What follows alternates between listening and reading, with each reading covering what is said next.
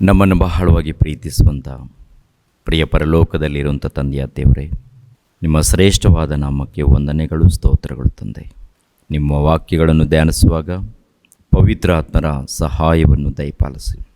ಎಷ್ಟು ಮಂದಿ ವಾಕ್ಯಗಳನ್ನು ತಿಳಿದುಕೊಳ್ಳೋದಕ್ಕೆ ಸಿದ್ಧರಾಗಿದ್ದಾರೋ ಎಲ್ಲರನ್ನೂ ವಾಕ್ಯದ ಮೂಲಕ ಬಲಪಡಿಸಿ, ನಿಮ್ಮ ಜ್ಞಾನದಲ್ಲಿ ಬೆಳೆಸಿ. ಸತ್ಯವನ್ನು ತಿಳಿದುಕೊಂಡು ಪ್ರತಿಯೊಬ್ಬರೂ ಸತ್ಯವನ್ನು ಕಲಿತುಕೊಂಡು ಅನೇಕರಿಗೆ ತಿಳಿಯಪಡಿಸುವಂತೆ ಸಹಾಯ ಮಾಡಿ. ಯೇಸು ಪವಿತ್ರ ನಾಮದಲ್ಲಿ ಬೇಡ್ತಾ ಇದ್ದೀನಪ್ಪ ತಂದೆಯೇ, ಆಮೆನ್.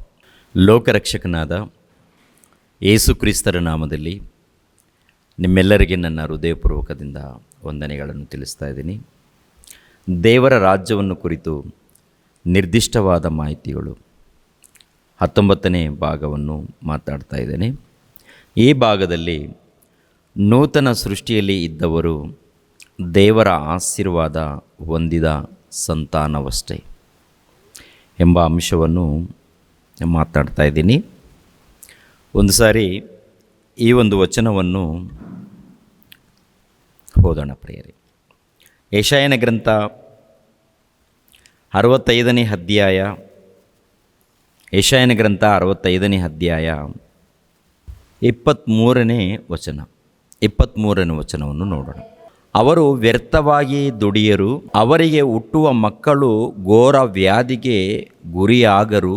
ಅವರು ಯೆಹೋವನ ಆಶೀರ್ವಾದವನ್ನು ಹೊಂದಿದವರ ಸಂತಾನವಷ್ಟೇ, ಅವರ ಸಂತತಿಯವರು ಅವರೊಂದಿಗೆ ಬಹುದಿನವಿರುವರು. ಸಾಕು ಪ್ರಿಯ. 23ನೇ ವಚನದಲ್ಲಿ ಬರೆಯಲ್ಪಟ್ಟಂಥ ವಿಷಯವನ್ನು ಕುರಿತು ಧ್ಯಾನಿಸೋಣ. ಅವರು ವ್ಯರ್ಥವಾಗಿ ದುಡಿಯರು, ಅವರಿಗೆ ಹುಟ್ಟುವ ಮಕ್ಕಳು ಘೋರ ವ್ಯಾಧಿಗೆ ಗುರಿಯಾಗರು. ಅವರು ಯೆಹೋವನ ಆಶೀರ್ವಾದವನ್ನು ಹೊಂದಿದವರ ಸಂತಾನವಷ್ಟೇ, ಅವರ ಸಂತತಿಯವರು ಅವರೊಂದಿಗೆ ಬಹುದಿನವಿರುವರು. ಪ್ರತಿಯೊಬ್ಬರೂ ಆಲೋಚನೆ ಮಾಡಿ. ನೂತನ ಸೃಷ್ಟಿಯಲ್ಲಿ ದೇವರ ಆಶೀರ್ವಾದ ಹೊಂದಿದ ಸಂತಾನವಷ್ಟೇ, ದೇವರ ಆಶೀರ್ವಾದವನ್ನು ಹೊಂದಿದವರು, ನೂತನ ಸೃಷ್ಟಿಯಲ್ಲಿ ಇದ್ದವರು. ನೂತನ ಸೃಷ್ಟಿಯಲ್ಲಿ ಇದ್ದವರು ದೇವರ ಆಶೀರ್ವಾದ ಹೊಂದಿದವರು. ನೂತನ ಸೃಷ್ಟಿ ಅಂದರೆ ಯೇಸು ಕ್ರಿಸ್ತರ ರಾಜ್ಯವು, ಯೇಸು ಕ್ರಿಸ್ತರ ಸಭೆಯು. ಪ್ರತಿ ವಿಡಿಯೋದಲ್ಲಿ ಹೇಳಿದ್ದನ್ನೇ ಯಾಕೆ ನೆನಪು ಮಾಡ್ತಾ ಇರ್ತೀನಂದರೆ, ಹೊಸಬ್ರು ಅಲ್ಲೊಬ್ಬರು ಇಲ್ಲೊಬ್ಬರು ನೋಡ್ತಾ ಇರ್ತಾರೆ. ನೋಡಿದಾಗ ಅವರು ಕನ್ಫ್ಯೂಸ್ ಆಗಬಾರ್ದು.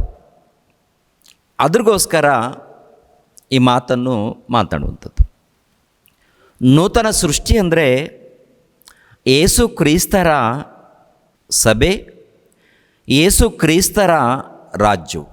ಇದು 1ನೇ ಶತಮಾನದಲ್ಲಿ ಸ್ಥಾಪನೆಗೊಂಡಿದೆ. 1ನೇ ಶತಮಾನದಲ್ಲಿ ಸ್ಥಾಪನೆಗೊಂಡಂಥ ಈ ನೂತನ ಸೃಷ್ಟಿಯಲ್ಲಿ ಹೆಜ್ಜೆ ಇದ್ದಾರೆ. ಹೇಗೆ ಆ ಒಂದು ನೂತನ ಸೃಷ್ಟಿಯಲ್ಲಿ ಇದ್ದವರು ಅಂತ ನೋಡುವಾಗ, ಯಾವಾಗ ಯೇಸು ಕ್ರಿಸ್ತರನ್ನು ಸೇರಿಸ್ಕೊಳ್ತಾರೋ ಇಲ್ಲ ಯೇಸು ಕ್ರಿಸ್ತರಲ್ಲಿ ಸೇರ್ತಾರೋ ದೀಕ್ಷಾ ಸ್ನಾನದ ಮೂಲಕ, ಆಗ ಅವರು ನೂತನ ಸೃಷ್ಟಿ ಇಲ್ಲ ನೂತನ ಸೃಷ್ಟಿಯಲ್ಲಿ ಅವರಿದ್ದಾರೆ ಅಂತ ಅರ್ಥ. ನೂತನ ಸೃಷ್ಟಿಯಲ್ಲಿ, ಈ ನೂತನ ಸೃಷ್ಟಿಯಲ್ಲಿ ಇದ್ದವರಿಗೆ ಹೇಳುವಂಥ ಮಾತೇನಂತ ನೋಡುವಾಗ, ಅವರು ವ್ಯರ್ಥವಾಗಿ ದುಡಿಯರು. ಎರಡನೇದಾಗಿ, ಅವರ ಸಂತಾನದವರು ಘೋರ ವ್ಯಾಧಿಗೆ ಗುರಿಯಾಗರು. ಮೂರನೇದು, ಅವರು ಆಶೀರ್ವಾದ ಹೊಂದಿದ ಸಂತಾನವಷ್ಟೇ. ನಾಲ್ಕನೇದು, ಅವರ ಸಂತಾನವು ಅವರೊಂದಿಗೆ ಬಹುಕಾಲ ಜೀವಿಸುವರು ಅಂತ. ಅವರೊಂದಿಗೆ ಬಹುಕಾಲ ಜೀವಿಸುವರು. ಈ ವಚನಗಳನ್ನು ಆಲೋಚನೆ ಮಾಡುವಾಗ ಪ್ರಿಯರ ದೇವ್ರ ಮಕ್ಕಳಿಯರ ನೋಡಿ, ಕ್ರೈಸ್ತನ ಸಭೆಯಲ್ಲಿ ಇದ್ದವರು, ದೇವರ ಸಭೆಯಲ್ಲಿ ಇದ್ದವರು, ಅವರ ಬದುಕುಗಳು ಯಾವ ರೀತಿ ಇದೆಯೋ ಒಂದು ಸಾರಿ ಆಲೋಚನೆ ಮಾಡಿ. ಈ ಸಮಾಜದಲ್ಲಿ ನ್ಯಾಯವಾಗಿ ಅವರು ದುಡಿದಿರುವಂಥ ಪ್ರಯಾಸಕ್ಕೆ ಬರ್ತಾ ಇದೆಯಾ? ಕೆಲವು ಕಡೆ ಬರ್ತಾ ಇದೆ, ಇನ್ನೂ ಕೆಲವು ಕಡೆ ಇಲ್ಲ. ಕೆಲವು ಕಡೆ ಇದೆ, ಇನ್ನೂ ಕೆಲವು ಕಡೆ ಇಲ್ಲ. ಕ್ರೈಸ್ತರ ಕುಟುಂಬದಲ್ಲೇ ಅಂದರೆ ಎಲ್ಲಾದರೂ ಕೆಲಸಕ್ಕೆ ಹೋದಾಗ ದುಡಿತಾ ಇದ್ದಾರೆ. ವ್ಯವಸಾಯ ಯಾವುದೇ ಆಗಿರ್ಬೋದು, ಅವರು ದುಡಿದಾಗ ಅವರಿಗೆ ಪ್ರತಿಫಲ ಇದೆಯಾ ಇಲ್ವೋ ಅಂತ ನೋಡುವಾಗ ಕೆಲವು ಸಂದರ್ಭಗಳಲ್ಲಿ ಏನಂದರೆ ವ್ಯರ್ಥವಾಗಿ ಕೂಡ ದುಡಿತಾ ಇರ್ತಾರೆ, ವ್ಯರ್ಥವಾಗಿ ಕಳ್ಕೊಳ್ತಾ ಇರ್ತಾರೆ ಈ ಸಮಾಜದಲ್ಲಿ. ಅಂಥ ದೃಷ್ಟಿಯಲ್ಲಿ ಇಟ್ಕೊಂಡು ದೇವರು ಹೇಳಿದಾರಾ? ಅಲ್ಲ, ಅಂಥ ದೃಷ್ಟಿ ಇಟ್ಕೊಂಡು ಹೇಳಿಲ್ಲ. ಅವರು ವ್ಯರ್ಥವಾಗಿ ದುಡಿಯರು ಅಂದರೆ ಇದು ಬೇರೆ. ದೇವರ ರಾಜ್ಯದಲ್ಲಿ ಸೇರಿದವರು, ದೇವರ ರಾಜ್ಯದಲ್ಲಿ ಸೇರಿದವರು ದೇವರಿಗೋಸ್ಕರ ದುಡಿತಾರೆ ನೋಡಿ, ಅವರು ವ್ಯರ್ಥವಾಗಿ ದುಡಿಯೋದಿಲ್ಲ. ಹಳೆ ಒಡಂಬಡಿಕೆಯಲ್ಲಿ ಏನಾದರೂ ವ್ಯರ್ಥವಾಗಿ ದುಡಿದಿದ್ದಾರಾ, ವ್ಯರ್ಥವಾಗಿ ಪ್ರಯಾಸ ಪಟ್ಟಿದ್ದಾರಾ ಅಂತ ನೋಡುವಾಗ ಪ್ರಿಯರ ದೇವರ ಮಕ್ಕಳಿರ ಗೊತ್ತಾಗುತ್ತೆ. ವಾಕ್ಯದ ಮೂಲಕ ಆಲೋಚನೆ ಮಾಡೋಣ. ಇಲ್ಲಿ 4 ವಿಷಯಗಳನ್ನು ಪರಿಶೋಧನೆ ಮಾಡ್ತಾ ಇದ್ವಿ.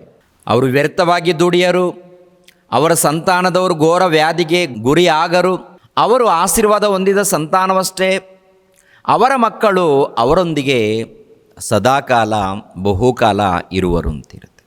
ಆಗಿರುವಾಗ ಪ್ರಿಯರ ದೇವರ ಮಕ್ಕಳಿಗೆ ಈ ವಾಕ್ಯದ ಪ್ರಕಾರ ಆಲೋಚನೆ ಮಾಡುವಾಗ ದೇವರ ರಾಜ್ಯದಲ್ಲಿ ಇದ್ದೀವಿ ಎಂದು, ಕ್ರೈಸ್ತರ ಕುಟುಂಬದಲ್ಲಿ ಇದ್ದೀವಿ ಎಂದು ಹೇಳುವಂಥವ್ರ ಕುಟುಂಬದಲ್ಲಿ ಘೋರ ವ್ಯಾಧಿಗೆ ಗುರಿಯಾದವರು ಇದ್ದಾರಾ ಇಲ್ವಾ? ಘೋರ ವ್ಯಾಧಿಗೆ ಅಂದರೆ ಭೌತಿಕವಾಗಿ ವ್ಯಾಧಿಗಳಲ್ಲಿ ಇದ್ದಾರಾ ಇಲ್ವ ಅಂತ ನೋಡುವಾಗ ಅನೇಕರು ವ್ಯಾಧಿಗಳಲ್ಲಿ ಇದ್ದಾರೆ. ಆರೋಗ್ಯದಲ್ಲಿದ್ದವರಿದ್ದಾರೆ, ವ್ಯಾಧಿಗಳಲ್ಲಿ ಕೂಡ ಇದ್ದವರಿದ್ದಾರೆ, ಘೋರ ವ್ಯಾಧಿಯಲ್ಲಿ. ಅಷ್ಟಾಕೆ ಪ್ರಿಯರ ದೇವ್ರ ಮಕ್ಕಳಿರ, ಕಳೆದ ಕೊರೋನಾ ಬಂತು 2 ವರ್ಷಗಳ ಹಿಂದೆ. ಈ ಕೊರೋನಾ ಬಂದಿರುವ ಕಾಲದಲ್ಲಿ ಎಷ್ಟೋ ಮಂದಿ ಪಾಸ್ಟರ್ಗಳೇ ಸತ್ತೋಗಿದ್ದಾರೆ, ಸೇವಕರು. ಎಷ್ಟೋ ಮಂದಿ ದೊಡ್ಡ ದೊಡ್ಡ ಸೇವಕರು ಕೂಡ ಮರಣ ಹೊಂದಿದ್ದಾರೆ ಈ ಕೊರೋನಾ ಅಂಟಿಕೊಂಡಿರುವುದರಿಂದ, ಅಂಟು ರೋಗವನ್ನು ಬಂದಿರುವುದರಿಂದ. ಎಷ್ಟೋ ಕುಟುಂಬಗಳಲ್ಲಿ ಪ್ರಾಣ ನಷ್ಟಪಟ್ಟಿದ್ದಾರೆ. ಅದೇ ಪ್ರಕಾರ ಕ್ರೈಸ್ತರ ಕುಟುಂಬದಲ್ಲಿ ಕೂಡ ಅನೇಕರು ಮರಣ ಹೊಂದಿದ ಇತಿಹಾಸ ಬರೆಯಲ್ಪಟ್ಟಿದೆ. ಆಗಿರುವಾಗ ಘೋರ ವ್ಯಾಧಿಗೆ ಗುರಿಯಾಗರು ಅಂದರೆ ಯಾವುದನ್ನು ಕುರಿತು ಹೇಳಿದ್ದಾರೆ ಅದನ್ನು ಗಮನದಲ್ಲಿಟ್ಕೊಳ್ಳಿ. ಇನ್ನೊಂದು ಮಾತೇನಂತ ನೋಡುವಾಗ ಅವರ ಸಂತಾನದವರು ಆಶೀರ್ವಾದ ಹೊಂದಿದ ಸಂತಾನವಷ್ಟೇ ಅಂತ ಹೇಳಿದ್ದಾರೆ. ಆಶೀರ್ವಾದ ಹೊಂದಿದ ಸಂತಾನ ಅಂದರೆ ದೇವರ ರಾಜ್ಯದಲ್ಲಿ ಇದ್ದಂಥ ದೇವರ ಮಕ್ಕಳು ಆಶೀರ್ವಾದ ಹೊಂದಿದ ಸಂತಾನ. ನೋಡಿ, ಕ್ರೈಸ್ತರ ಕುಟುಂಬದಲ್ಲಿ ದೇವರ ಮಕ್ಕಳು ಎಂದು ಕರೆಯಲ್ಪಡುತ್ತಿರುವಂಥ ಕ್ರೈಸ್ತರ ಕುಟುಂಬದಲ್ಲಿ ಆಲೋಚನೆ ಮಾಡುವಾಗ ತಂದೆ ತಾಯಿಗಳೇನೋ ಪ್ರಾರ್ಥನೆಗೆ ಹೋಗ್ತಾರೆ, ಮಕ್ಕಳೇನೋ ಲೋಕದ ರೀತಿಯಲ್ಲಿ ಜೀವಿಸ್ತಾ ಇರ್ತಾರೆ. ಲೋಕದ ರೀತಿಯಲ್ಲಿ ಜೀವಿಸುವವರಿಗೆ ಆಶೀರ್ವಾದ ಇದೆಯಾ? ಲೋಕದ ರೀತಿಯಲ್ಲಿ ಜೀವಿಸುವಂಥ ಮೂಢ ಭಕ್ತರಿಗೆ ಆಶೀರ್ವಾದ ಇದೆಯಾ? ಆಶೀರ್ವಾದ ದೇವರ ಮೂಲಕ ಬರುವಂಥ ಆಶೀರ್ವಾದ ಅದು ಯಾವ ರೀತಿ ಇರುತ್ತೋ ಅದನ್ನು ಕೂಡ ಆಲೋಚನೆ ಮಾಡೋಣ. ಕೊನೆಯದಾಗಿ ಯೆಶಾಯನ ಗ್ರಂಥ 65ನೇ ಅಧ್ಯಾಯ 23ನೇ ವಚನದಲ್ಲಿರುವಂಥ 4 ಪ್ರಶ್ನೆಗಳಿರುತ್ತೆ ಈ ವಚನದಲ್ಲಿ. ಈ 4 ಪ್ರಶ್ನೆಗಳಿಗೆ ವಾಕ್ಯದ ಮೂಲಕ ಉತ್ತರವನ್ನು. ಕೊನೆಯದಾಗಿರುವಂಥ ಪ್ರಶ್ನೆ ಏನಂತ ನೋಡುವಾಗ, ಅವರ ಮಕ್ಕಳು ಅವರೊಂದಿಗೆ ಬಹುಕಾಲ ಇರ್ತಾರೆ. ಅದೇ ಇದೆಯಾ? ಬಹುದಿನವಿರುವರು, ಬಹುದಿನ ಅವ್ರ ಜೊತೆಗೆ ಅಂತ ಹೇಳಲ್ಪಟ್ಟಿದ್ದೀರಿ. ಮತ್ತು ಈಗಿನ ಕಾಲದಲ್ಲಿ ನೋಡುವಾಗ ಕ್ರೈಸ್ತರ ಕುಟುಂಬದಲ್ಲಿ ಪ್ರಿಯರ ದೇವ್ರ ಮಕ್ಕಳು ಜೊತೆಯಲ್ಲಿ ಎಲ್ಲಿದ್ದಾರೆ? ತಂದೆ ತಾಯಿಗಳೇನೋ ಒಂದು ಕಡೆ ಇರ್ತಾರೆ, ಮಕ್ಕಳೇನೋ ಮತ್ತೊಂದು ಕಡೆ ಇರ್ತಾರೆ. ತಂದೆ ತಾಯಿಗಳೇನೋ ಭಕ್ತಿಯಲ್ಲಿ ಇರ್ತಾರೆ, ಮಕ್ಕಳೇನೋ ಲೋಕದ ರೀತಿಯಲ್ಲಿ ಇರ್ತಾರೆ. ಆಗಿರುವಾಗ ಇದು ಯಾವ ರೀತಿ ವರ್ತಿಸುತ್ತೆ, ಯಾವ ರೀತಿ ಯಾರಿಗೆ ವರ್ತಿಸುತ್ತೆ, ಹೇಗೆ ವರ್ತಿಸುತ್ತೆ ಎಂದು ವಾಕ್ಯದ ಮೂಲಕ ಪ್ರತಿಯೊಬ್ಬರು ಕೂಡ ಯೋಚನೆ ಮಾಡಬೇಕು. ಪ್ರಿಯರ ದೇವ್ರ ಮಕ್ಕಳಿರ, ಅವರು ವ್ಯರ್ಥವಾಗಿ ದುಡಿಯರು ಅಂದರೆ ವ್ಯರ್ಥವಾಗಿ ಏನಾದರೂ ದುಡಿದಿದ್ದಾರಾ ಇಲ್ವಾ ಅಂತ ನೋಡುವಾಗ ಯಾವಾಗ ನಡೆದಿದೆ? ಕ್ರಿಸ್ತ ಪೂರ್ವದಲ್ಲಿ ಇಸ್ರಾಯೇಲ್ಯರ ಮಧ್ಯದಲ್ಲಿ, ಅವರ ಮಧ್ಯದಲ್ಲಿ ನಡೆದಿದೆ ರೀ. ವ್ಯರ್ಥವಾಗಿ ದುಡಿದಿದ್ದಾರೆ. ಅವರ ಮಕ್ಕಳು ಘೋರ ವ್ಯಾಧಿಗೆ ಇಲ್ಲ ಅನೇಕ ಅಪಘಾತಗಳಿಗೆ ಈಡಾಗಿದ್ದಾರೆ. ಆನಂತರ ಅವರ ಮಕ್ಕಳಲ್ಲಿ ಇಲ್ಲ ಅವರು ಅವರ ಸಂತಾನದವರು ಶಾಪವನ್ನು ತಂದುಕೊಂಡಿದ್ದಾರೆ. ಅದೇ ಪ್ರಕಾರ ಅವರ ಸಂತಾನ, ತಂದೆ ತಾಯಿಗಳು ದೂರವಾಗಿದ್ದಾರೆ, ಮಕ್ಕಳನ್ನು ಕಳ್ಕೊಂಡಿದ್ದಾರೆ. ಅದು ಅವರ ಮಧ್ಯದಲ್ಲೇ ನಡೆದಿದೆ, ಇಸ್ರಾಯೇಲ್ಯರ ಮಧ್ಯದಲ್ಲಿ. ಆದ್ದರಿಂದ ನೀವು ಪ್ರಯಾಸಪಟ್ಟರೆ ಆ ಪ್ರಯಾಸಕ್ಕೆ ಪ್ರತಿಫಲ ಖಂಡಿತವಾಗಿ ಸಿಗುತ್ತೆ. ನಿಮ್ಮ ಮಕ್ಕಳು ಘೋರವಾದಂಥ ವ್ಯಾಧಿಗೆ ಗುರಿಯಾಗುವುದಿಲ್ಲ. ನಿಮ್ಮ ಸಂತಾನವು ಆಶೀರ್ವಾದ ಹೊಂದಿದ ಸಂತಾನವಷ್ಟೇ. ನಿಮ್ಮ ಮಕ್ಕಳು ನಿಮ್ಮ ಜೊತೆಗೆ ಬಹುಕಾಲ ಜೀವಿಸುವರು.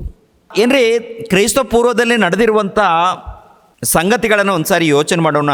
ಧರ್ಮೋಪದೇಶಕಾಂಡ 28ನೇ ಅಧ್ಯಾಯ, ಧರ್ಮೋಪದೇಶಕಾಂಡ 28ನೇ ಅಧ್ಯಾಯ 59ನೇ ವಚನ 60ನೇ ವಚನವನ್ನು ನೋಡೋಣ. 59, 60ನೇ ವಚನವನ್ನು. 59 ಅದಕ್ಕಿಂತ ಮುಂಚಿತವಾಗಿ 28ನೇ ಅಧ್ಯಾಯ 38ನೇ ವಚನದಿಂದ 40ನೇ ವಚನದವರೆಗೆ ನೋಡೋಣ. ಯಾಕೆಂದರೆ ವ್ಯರ್ಥವಾಗಿ ದುಡಿಯರು ಅಂತೇಳಿದಾರಲ್ವ, ದುಡ್ದಿದ್ದಾರೆ, ಆದರೆ ಅವರಿಗೆ ಪ್ರತಿಫಲ ಇಲ್ಲ. ಇಸ್ರಾಯೇಲರ ಮಧ್ಯದಲ್ಲಿ ಒಂದು ಕಾಲದಲ್ಲಿ ವ್ಯವಸಾಯ ಮಾಡಿದ್ದಾರೆ, ದುಡ್ದಿದ್ದಾರೆ, ಕೆಲಸ ಮಾಡಿದ್ದಾರೆ, ಆದರೆ ಅದರ ತಕ್ಕಂತೆ ಪ್ರತಿಫಲವಿಲ್ಲ. ಏನಾಗಿದೆ ಅಂತ ನೋಡುವಾಗ ಒಂದು ಕಾಲದಲ್ಲಿ ಅವರ ಮಧ್ಯದಲ್ಲಿ ವ್ಯರ್ಥವಾಗಿ ಪ್ರಯಾಸ ಪಟ್ಟಿದ್ದಾರೆ. 28ನೇ ಅಧ್ಯಾಯ 38ನೇ ವಚನದಿಂದ 40ನೇ ವಚನದವರೆಗೆ ನೋಡಿ ಪ್ರಿಯರೇ. ನೀವು ಹೊಲದಲ್ಲಿ ಎಷ್ಟು ಬೀಜವನ್ನು ಬಿತ್ತಿದರೂ ಮಿಡತೆಯ ದಂಡು ಬಂದು ಅದನ್ನು ತಿಂದು ಬಿಡುವುದರಿಂದ ನಿಮಗೆ ದೊರೆಯುವ ಬೆಳೆ ಅತ್ಯಲ್ಪವಾಗುವುದು. ನೀವು ದ್ರಾಕ್ಷಿ ವ್ಯವಸಾಯವನ್ನು ಎಷ್ಟು ಮಾಡಿದರೂ ಅದರ ಹಣ್ಣುಗಳನ್ನು ಹುಳಗಳಿಗೆ ತಿಂದು ಹಾಕುವುದರಿಂದ ನೀವು ಕೂಡಿಸಿಕೊಳ್ಳುವುದಿಲ್ಲ, ಅವುಗಳ ರಸವನ್ನು ರುಚಿ ನೋಡುವುದಿಲ್ಲ. ನಿಮ್ಮ ಎಲ್ಲ ಪ್ರದೇಶಗಳಲ್ಲಿ ಎಣ್ಣೆ ಮರಗಳು ಎಷ್ಟಿದ್ದರೂ ಅವುಗಳ ಕಾಯಿಗಳು ಉದುರಿ ಹೋಗುವುದರಿಂದ ನೀವು ಎಣ್ಣೆಯನ್ನು ಮೈಗೆ ಹಚ್ಚಿಕೊಳ್ಳುವುದಿಲ್ಲ. ಅದೇ ರೀತಿಯಲ್ಲಿ ಇನ್ನೂ ಕೆಲವು ಸಂದರ್ಭಗಳಲ್ಲಿ ನೋಡುವಾಗ ಬಿಟ್ಟಿಯಾಗಿ ಕೆಲಸ ಮಾಡ್ತಾರೆ, ಬಿಟ್ಟಿಯಾಗಿ ಪ್ರಯಾಸ ಅಂದರೆ ಗುಲಾಮರಾಗಿ ದುಡಿತಾರೆ, ತಕ್ಕ ಹಾಗೆ ಪ್ರತಿಫಲ ಇಲ್ಲ. ಸೇವೆ ಮಾಡ್ತಾರೆ, ತಕ್ಕ ಹಾಗೆ ಪ್ರತಿಫಲ ಇಲ್ಲ. ವ್ಯವಸಾಯ ಮಾಡ್ತಾರೆ, ಅದರ ತಕ್ಕ ಹಾಗೆ ಪ್ರತಿಫಲ ಇಲ್ಲ. ವ್ಯರ್ಥವಾಗಿ ದುಡಿಯುವಂಥದ್ದು. ಯಾಕೆ ವ್ಯರ್ಥವಾಗಿ ದುಡಿಯುವಂಥದ್ದು ಅಂತ ನೋಡುವಾಗ ಏನ್ರಿ, 28ನೇ ಅಧ್ಯಾಯ ಧರ್ಮೋಪದೇಶಕಾಂಡ 28ನೇ ಅಧ್ಯಾಯ 1ನೇ ವಚನದಿಂದ ನೋಡ್ಕೊಂಡು ಬರುವಾಗ, ದೇವರ ವಾಕ್ಯಕ್ಕೆ ವಿಧೇಯರಾದರೆ ನಿಮಗೆ ಆಶೀರ್ವಾದ ಇರುತ್ತೆ, ದೇವರ ವಾಕ್ಯವನ್ನು ಮೀರಿ ಅವಿಧೇಯರಾದರೆ ನಿಮಗೆ ಶಾಪವಿರುತ್ತೆ ಅಂತ ಹೇಳಿದ್ದಾರೆ.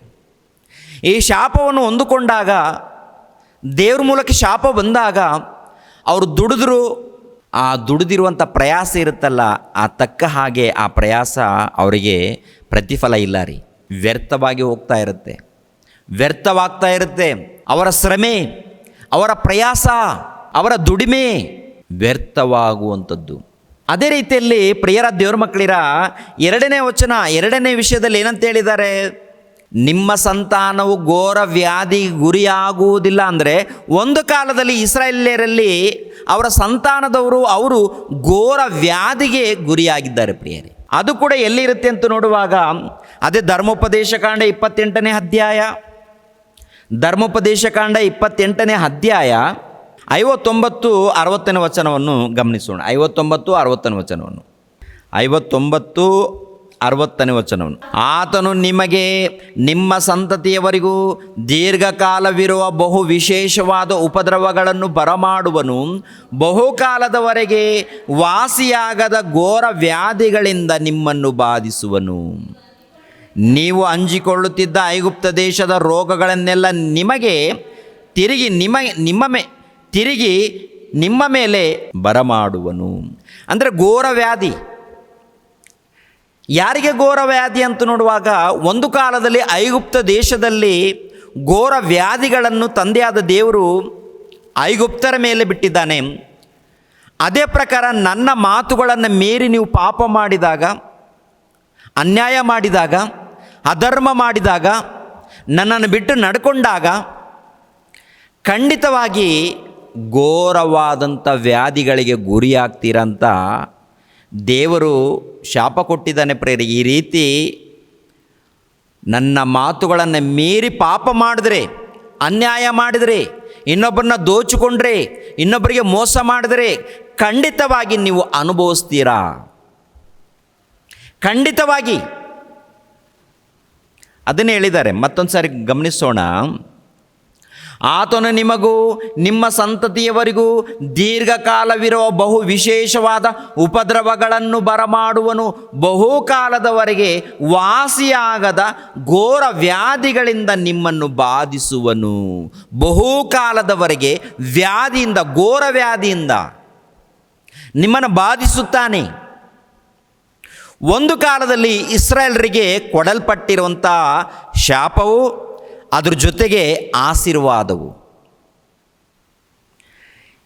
ಈ ವಚನದ ಪ್ರಕಾರ ಅವರು ಅನುಭವಿಸಿದ್ದಾರೋ ಇಲ್ವೋ ಅಂತ ನೋಡುವಾಗ ಅನುಭವಿಸಿದ್ದಾರೆ. ಪ್ರಿಯರಾದ ದೇವರ ಮಕ್ಕಳಿಗೆ, ಇಸ್ರಾಯೇಲ್ ಜನಾಂಗದವರು ದೇವರನ್ನು ಬಿಟ್ಟಾಗ, ದೇವರನ್ನು ಬಿಟ್ಟು ಮಾಡಬಾರದ ಪಾಪಗಳನ್ನು ಮಾಡಿದಾಗ ಅವರು ಘೋರವಾದಂಥ ರೋಗಗಳಿಗೆ ಒಳಗಾಗಿದ್ದಾರೆ. ಅವರು ಘೋರ ಗುಣವಾಗದ ರೋಗಗಳಿಗೆ ಒಳಗಾಗಿದ್ದಾರೆ. ಅವರು ಆಲೋಚನೆ ಮಾಡಿ ಪ್ರಿಯರಾದ ದೇವರ ಮಕ್ಕಳಿರ. ಇನ್ನೊಂದು ಮಾತು ಏನಂತ ಹೇಳಿದ್ದಾರೆ, ಯೆಶಾಯ ಗ್ರಂಥ 65ನೇ ಅಧ್ಯಾಯ 23ನೇ ವಚನದಲ್ಲಿ, ಅವರ ಸಂತಾನವು ಆಶೀರ್ವಾದ ಹೊಂದಿದ ಸಂತಾನವಷ್ಟೇ ಅಂತ ಹೇಳಿದ್ದಾರೆ. ಅಂದರೆ ಎಲ್ಲಿ ಅಂತ ನೋಡುವಾಗ ಅದು ನೂತನ ಸೃಷ್ಟಿಯಲ್ಲಿ, ಅಂದರೆ ಕ್ರಿಸ್ತನ ರಾಜ್ಯದಲ್ಲಿ ನೆರವೇರುವಂಥ ಪ್ರವಾದನೆ, ನೆರವೇರುವಂಥ ಪ್ರವಾದನೆ. ಅಂದರೆ ನಿಮ್ಮ ಸಂತಾನ ದೇವರ ಮೂಲಕ ಆಶೀರ್ವಾದ ಹೊಂದಿರುವಂಥ ಸಂತಾನ ಅಂತ ಹೇಳುವಂಥದ್ದು. ದೇವರ ಮೂಲಕ ಆಶೀರ್ವಾದ. ಅದಕ್ಕಿಂತ ಮುಂಚಿತವಾಗಿ ಶಾಪ ಹೊಂದಿದೆಯಾ? ಹೊಂದಿದೆ ರೀ, ಶಾಪ ಹೊಂದಿದೆ ರೀ. ಆ ಮಾತು ಕೂಡ ಇಲ್ಲೇ ಇರುತ್ತೆ. ಅದೇ ಧರ್ಮೋಪದೇಶ ಕಾಂಡ 28ನೇ ಅಧ್ಯಾಯ 20ನೇ ವಚನವನ್ನು ನೋಡಿ. ನೀವು ದುರ್ನಡತೆಯುಳ್ಳವರಾಗಿ ಯೆಹೋವನನ್ನು ಬಿಟ್ಟದರಿಂದ ಆತನು ನಿಮ್ಮ ಮೇಲೆ ನಿಮ್ಮ ಎಲ್ಲ ಪ್ರಯತ್ನಗಳಲ್ಲಿಯೂ ವಿಪತ್ತು, ಕಳವಳ, ಶಾಪ ಇವುಗಳನ್ನು ಉಂಟು ಮಾಡುತ್ತಾ ನಿಮ್ಮನ್ನು ಬೇಗನೆ ನಾಶ ಮಾಡುವನು. ವ್ಯಾಧಿಯು ನಿಮಗೆ ಹತ್ತಿಕೊಂಡೇ ಇರುವಂತೆ ಯೆಹೋವನು ಮಾಡಿ ನೀನು ಸ್ವಾಧೀನ ಮಾಡಿಕೊಳ್ಳುವುದಕ್ಕೆ ಹೋಗುವ ದೇಶದಲ್ಲಿ ನಿಮ್ಮಲ್ಲಿ ಒಬ್ಬರು ಉಳಿಯದಂತೆ ಮಾಡುವನು. ಸ್ವಾಧೀನ ಮಾಡಿಕೊಳ್ಳುವಂಥ ದೇಶ ಅಂದರೆ, ಒಂದು ಕಾಲದಲ್ಲಿ ಐಗುಪ್ತದಲ್ಲಿದ್ದಾರೆ. ಮೋಶೆನನ್ನು ನೇಮಿಸಿದ್ದಾನೆ ದೇವರು. ಐಗುಪ್ತ ದೇಶದಿಂದ ಹಾಲು ಜೇನು ಹರಿಯುವಂಥ ದೇಶಕ್ಕೆ ಕರ್ಕೊಂಡು ಹೋಗಪ್ಪ. ಹಾಲು ಜೇನು ಹರಿಯುವಂಥ ದೇಶಕ್ಕೆ ಬಿಟ್ಟ ನಂತರ, ಆ ದೇಶದಲ್ಲಿ ಸೇರಿದ ನಂತರ ದೇವರ ಆಜ್ಞೆಗಳಿಗೆ ಒಳಪಡದೆ ಹೋದರೆ ಖಂಡಿತವಾಗಿ ಶಾಪಕ್ಕೆ ಗುರಿಯಾಗ್ತಾರೆ ಅಂತ ಹೇಳು. ಶಾಪಕ್ಕೆ ಗುರಿಯಾಗ್ತಾರೆ. ದೇವರ ವಚನಗಳಿಗೆ, ವಾಕ್ಯಗಳಿಗೆ ವಿಧೇಯರಾದರೆ ಆಶೀರ್ವಾದ. ದೇವರ ವಾಕ್ಯಗಳನ್ನು ಮೀರಿ ಪಾಪ ಮಾಡಿದರೆ ಶಾಪವು ಬರುತ್ತೆ. ಕಳವಳ, ಶಾಪವು, ವ್ಯಾಧಿಗಳು, ಅಂಟು ರೋಗಗಳು. ದೇವರಿಗೆ ವಿಧೇಯರಾದರೆ ಆಶೀರ್ವಾದ, ದೇವರಿಗೆ ಅವಿಧೇಯರಾದರೆ ಶಾಪ ಬರುತ್ತೆ, ಕಳವಳ. ಅದನ್ನೇ ಹೇಳಿದ್ದಾರೆ ಪ್ರಿಯರೇ. ಅಂದರೆ ದೇವರ ದೃಷ್ಟಿಯಲ್ಲಿ ಯಾರೇ ಆಗಿರ್ಬೋದು, ದುರ್ನಡತೆಯುಳ್ಳವರಾಗಿ ನಡ್ಕೊಂಡ್ರೆ ದೇವರು ಮಾತ್ರ ಸಹಿಸೋದಿಲ್ಲ, ಅಂಥವ್ರನ್ನ ದೇವರು ಬಿಡೋದಿಲ್ಲ. ಇದು ಒಂದು ಕಾಲದಲ್ಲಿ ಇಸ್ರಾಯೇಲರ ಮಧ್ಯದಲ್ಲಿ ನಡೆದಿರುವಂಥ ಘಟನೆಗಳು. ಆಶೀರ್ವಾದ ಇದೆ, ದೇವರ ಆಶೀರ್ವಾದ ಇದೆ, ಅದೇ ಪ್ರಕಾರ ದೇವರ ಮೂಲಕ ಶಾಪನೂ ಇದೆ ಅವರ ಮಧ್ಯದಲ್ಲಿ. ಇವಾಗ ನೂತನ ಸೃಷ್ಟಿಯಲ್ಲಿ ಸೇರುವಂಥ ಮಕ್ಕಳಿಗೆ ಏನಿರುತ್ತೆ? ನೂತನ ಸೃಷ್ಟಿಯಲ್ಲಿ ಅಂದರೆ ಯೇಸು ಕ್ರಿಸ್ತರ ಸಭೆಯಲ್ಲಿ ಸೇರಿಸಲ್ಪಟ್ಟಿರುವಂಥ ಭಕ್ತರಿದ್ದಾರಲ್ಲ, ಅವ್ರಿಗೆ ಯಾವ ರೀತಿ ಇರುತ್ತೆ ಅಂತ ನೋಡುವಾಗ ಅವರಿಗೆ ಆತ್ಮಿಕವಾದಂಥ ಆಶೀರ್ವಾದಗಳು, ಆತ್ಮಿಕವಾದಂಥದ್ದು. ಹಳೆ ಒಡಂಬಡಿಕೆಯಲ್ಲಿ ನೋಡುವಾಗ ಭೌತಿಕವಾಗಿ ಆಶೀರ್ವಾದಗಳು, ಹೊಸ ಒಡಂಬಡಿಕೆ ನೋಡುವಾಗ ಆತ್ಮಿಕವಾದಂಥ ಆಶೀರ್ವಾದಗಳು. ಅದ್ಭುತ ಇರುತ್ತೆ ರೀ. ಕೊನೆ ತನಕ ನೋಡಿ, ಆಲೋಚನೆ ಮಾಡಿ, ದೇವರ ವಾಕ್ಯಗಳನ್ನು ಪರಿಶೋಧನೆ ಮಾಡಿ, ಆಲೋಚನೆ ಮಾಡಿ, ಅರ್ಥ ಮಾಡಿಕೊಳ್ಳೋದಕ್ಕೆ ಪ್ರಯತ್ನ ಮಾಡಿ, ಅರ್ಥ ಮಾಡಿಕೊಂಡ ನಂತರ ದೇವರಿಗೆ ವಿಧೇಯರಾಗಿ ಭಕ್ತಿಯಿಂದ ನಡ್ಕೊಳ್ಳಿ. ಭಕ್ತಿ. ಇನ್ನೊಂದು ಮಾತನ್ನು ಏನಂತ ಹೇಳಿದ್ದಾರೆ ಗೊತ್ತಾ? ನಿಮ್ಮ ಸಂತಾನವು ಸದಾಕಾಲ, ಬಹುಕಾಲ, ಬಹುದಿನದವರೆಗೆ ನಿಮ್ಮ ಜೊತೆಯಲ್ಲಿ ಇರ್ತಾರೆ. ಅದಕ್ಕಿಂತ ಮುಂಚಿತವಾಗಿ ಏನಾಗಿದ್ದಾರೆ ಅಂತ ನೋಡುವಾಗ ಅದೇ ಧರ್ಮೋಪದೇಶ ಕಾಂಡ 28ನೇ ಅಧ್ಯಾಯ 41ನೇ ವಚನವನ್ನು ನೋಡಿ. 41ನೇ ವಚನವನ್ನು ನಿಮಗೆ ಗಂಡು ಹೆಣ್ಣು ಮಕ್ಕಳು ಎಷ್ಟು ಹುಟ್ಟಿದರೂ ಅವರು ಸೆರೆಯವರಾಗಿ ಒಯ್ಯಲ್ಪಡುವುದರಿಂದ ನಿಮ್ಮ ಬಳಿಯಲ್ಲಿ ಇರುವುದಿಲ್ಲ. ನಿಮ್ಮ ಬಳಿಯಲ್ಲಿ ಇರುವುದಿಲ್ಲ. ನೋಡಿದ್ರ ಅರ್ಥ ಆಗುತ್ತಾ ರೀ? ಮತ್ತೊಂದು ಸಾರಿ ನೋಡಿ. ನಿಮಗೆ ಗಂಡು ಹೆಣ್ಣು ಮಕ್ಕಳು ಎಷ್ಟು ಹುಟ್ಟಿದರೂ ಅವರು ಸೆರೆಯವರಾಗಿ ಒಯ್ಯಲ್ಪಡುವುದರಿಂದ ನಿಮ್ಮ ಬಳಿಯಲ್ಲಿ ಇರುವುದಿಲ್ಲ. ಆ ರೀತಿ ಒಯ್ಯಲ್ಪಟ್ಟಿದ್ದಾರಾ? ಆ ರೀತಿ ಒಯ್ಯಲ್ಪಟ್ಟಿದ್ದಾರೆ. ನಿಮ್ಮ ಬಳಿಯಲ್ಲಿ ಇರುವುದಿಲ್ಲ. ಅವರು ಸೆರೆಯಲ್ಲಿ ಒಯ್ಯಲ್ಪಟ್ಟಿದ್ದಾರೆ. ಬಿಟ್ಟಿ ಕೆಲಸ ಮಾಡೋರಾಗಿ ಜೀವಿಸಿದ್ದಾರೆ. ಗುಲಾಮರಾಗಿ, ದರಿದ್ರರಾಗಿ, ಅನೇಕ ಶಾಪಗಳಿಂದ ಜೀವಿಸಿದೆ. ಯಾಕೆ ಶಾಪ ಅಂತ ನೋಡುವಾಗ, ಬದುಕು ಕೊಟ್ಟಂಥ ತಂದೆಯಾದ ದೇವರನ್ನು ಮರೆತಿದ್ದಾರೆ. ಜೀವಿತ ಕೊಟ್ಟಂಥ ತಂದೆಯಾದ ದೇವರನ್ನು ಮರೆತಿದ್ದಾರೆ. ಮರೆತು ಮಾಡಬಾರದ ಘೋರ ಕೃತ್ಯಗಳು, ಪಾಪಗಳು, ಈ ಜೀವಿತದ ಮೂಲಕ ಅನೇಕ ಪಾಪಗಳು, ಅನೇಕ ಮೋಸಗಳು, ಅಂಥ ಜೀವಿತವನ್ನು ಇಸ್ರಾಯೇಲರು ಜೀವಿಸಿದ್ದಾರೆ. ಪ್ರಿಯರೇ, ಹೊಸ ಒಡಂಬಡಿಕೆ ಬರುತ್ತೆ. ಯೇಸು ಕ್ರಿಸ್ತರ ಕಾಲ ಪ್ರಾರಂಭವಾಗುತ್ತೆ 1ನೇ ಶತಮಾನದಲ್ಲಿ. ಈ 1ನೇ ಶತಮಾನದಲ್ಲಿ ಯೇಸು ಕ್ರಿಸ್ತರ ಜೀವಿತ ಪ್ರಾರಂಭವಾಗೋದಕ್ಕಿಂತ ಮುಂಚಿತವಾಗಿ ಯೆಶಾಯ ಪ್ರವಾದಿ ಹೇಳಿರುವಂಥ ಪ್ರವಾದನೆ 65ನೇ ಅಧ್ಯಾಯ. ಏನ್ರಿ ಯೆಶಾಯ ಪ್ರವಾದಿ ಏನ್ರಿ 1ನೇ ಅಧ್ಯಾಯದಿಂದ ಪೂರ್ತಿ ಅಧ್ಯಾಯದಲ್ಲಿ ಬರೆಯಲ್ಪಟ್ಟಿರುವಂಥದ್ದು ಆಲೋಚನೆ ಮಾಡುವಾಗ ದೇವರು ಯೆಶಾಯನ ಮೂಲಕ ನುಡಿದಿರುವಂಥ ಪ್ರವಾದನೆಗಳು, ಕ್ರಿಸ್ತ ಪೂರ್ವದಲ್ಲಿ ಇಸ್ರಾಯೇಲರ ಮಧ್ಯದಲ್ಲಿ ನಡೆದಿರುವಂಥ ಪ್ರವಾದನೆಗಳಿದೆ. ಆನಂತರ ಕ್ರಿಸ್ತನ ಕಾಲದಲ್ಲಿ ನಡೆಯುವಂಥ ಪ್ರವಾದನೆ ಕೂಡ ಇದೆ. ಎರಡು ಕಾಲದಲ್ಲಿ, ಕ್ರಿಸ್ತ ಪೂರ್ವದಲ್ಲಿ ಯೆಶಾಯನು ಹೇಳಿರುವಂಥ ಪ್ರವಾದನೆ ಮುಗಿದ ನಂತರ, ನೆರವೇರಿದ ನಂತರ 1ನೇ ಶತಮಾನದಲ್ಲಿ ನೂತನ ಸೃಷ್ಟಿ ಪ್ರಾರಂಭವಾಗುತ್ತೆ. ಯೆಶಾಯ ಗ್ರಂಥ 61ನೇ ಅಧ್ಯಾಯ 8ನೇ ವಚನ 9ನೇ ವಚನವನ್ನು ನೋಡಿ ಪ್ರಿಯರೇ. ಯೆಶಾಯನ ಗ್ರಂಥ 61ನೇ ಅಧ್ಯಾಯ 8ನೇ ವಚನ 9ನೇ ವಚನವನ್ನು, ಯೆಹೋವನೆಂಬ ನಾನು ನ್ಯಾಯವನ್ನು ಪ್ರೀತಿಸುತ್ತೇನೆ, ಕೊಳ್ಳೆಯನ್ನು ಅನ್ಯಾಯವನ್ನು ದ್ವೇಷಿಸುತ್ತೇನೆ. ಸತ್ಯಸಂಧತೆಯನ್ನು ಅನುಸರಿಸಿ ಇವರ ನಷ್ಟಕ್ಕೆ ಪ್ರತಿಫಲವನ್ನು ಕೊಟ್ಟು ಇವರೊಂದಿಗೆ ನಿತ್ಯವಾದ ಒಡಂಬಡಿಕೆಯನ್ನು ಮಾಡಿಕೊಳ್ಳುವೆನು. ಇವರ ಸಂತಾನವು ಜನಾಂಗಗಳಲ್ಲಿ ಪ್ರತ್ಯೇಕವಾಗುವುದು, ಇವರ ಸಂತತಿಯು ಅನ್ಯ ದೇಶೀಯರಲ್ಲಿ ಹೆಸರುಗೊಳ್ಳುವುದು. ಇವರನ್ನು ನೋಡುವವರೆಲ್ಲರೂ ಯೆಹೋವನು ಆಶೀರ್ವದಿಸಿದ ವಂಶವು ಇದೇ ಎಂದು ಒಪ್ಪಿಕೊಳ್ಳುವರು. ಅಂದರೆ ಇದು ಹೊಸ ಒಡಂಬಡಿಕೆಯಲ್ಲಿ ನಾನು ಮಾಡುವಂಥದ್ದು. ಕ್ರಿಸ್ತಪೂರ್ವ 700 ವರ್ಷದಲ್ಲಿ ಯೆಶಾಯನ ಮೂಲಕ ಹೇಳಿದ್ದಾನೆ.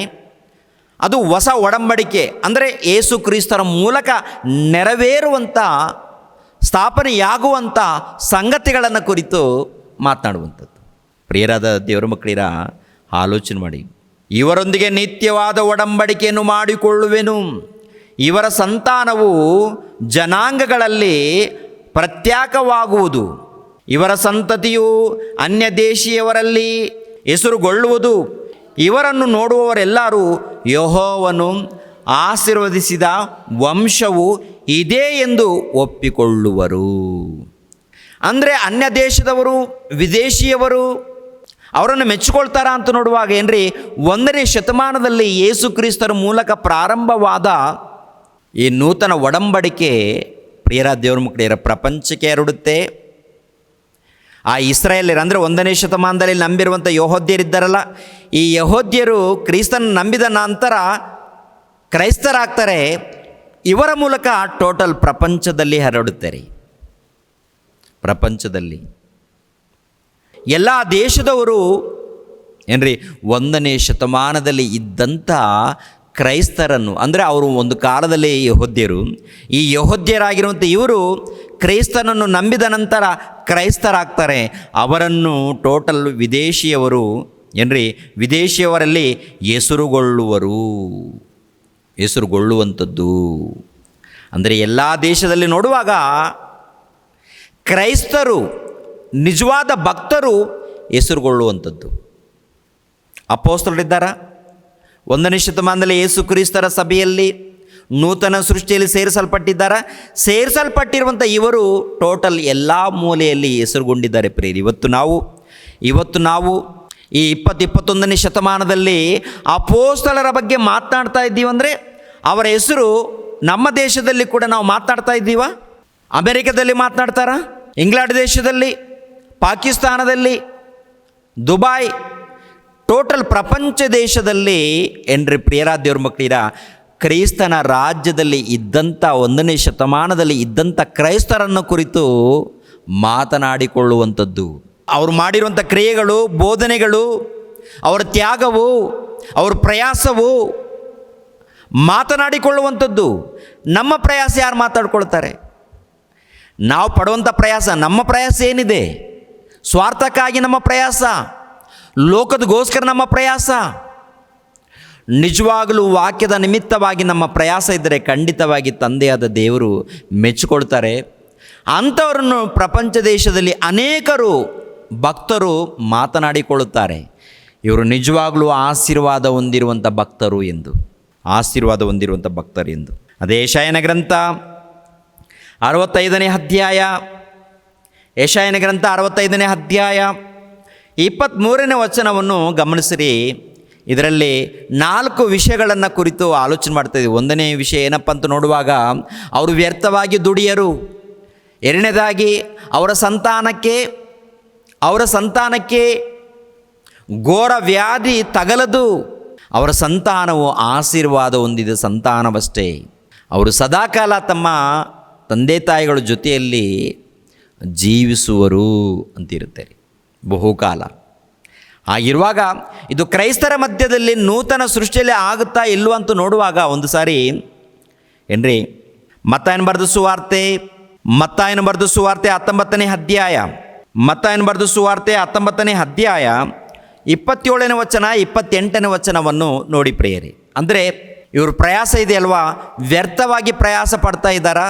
ಪ್ರಯಾಸ ಅಂದರೆ ಭೌತಿಕವಾಗಿ ದುಡಿತಾ ಇದ್ದೀವಿ, ನಮಗೆ ಹಣ ಸರಿಯಾದ ರೀತಿಯಲ್ಲಿ ಕೊಡ್ತಾ ಇಲ್ಲ, ಸಂಬಳ ಕೊಡ್ತಾ ಇಲ್ಲ, ಇದಲ್ಲ. ಭೌತಿಕವಾಗಿ ಲೌಕಿಕವಾಗಿ ನಡೆಯುವಂಥದ್ದು ಬಗ್ಗೆ ಹೇಳ್ತಾ ಇಲ್ಲ.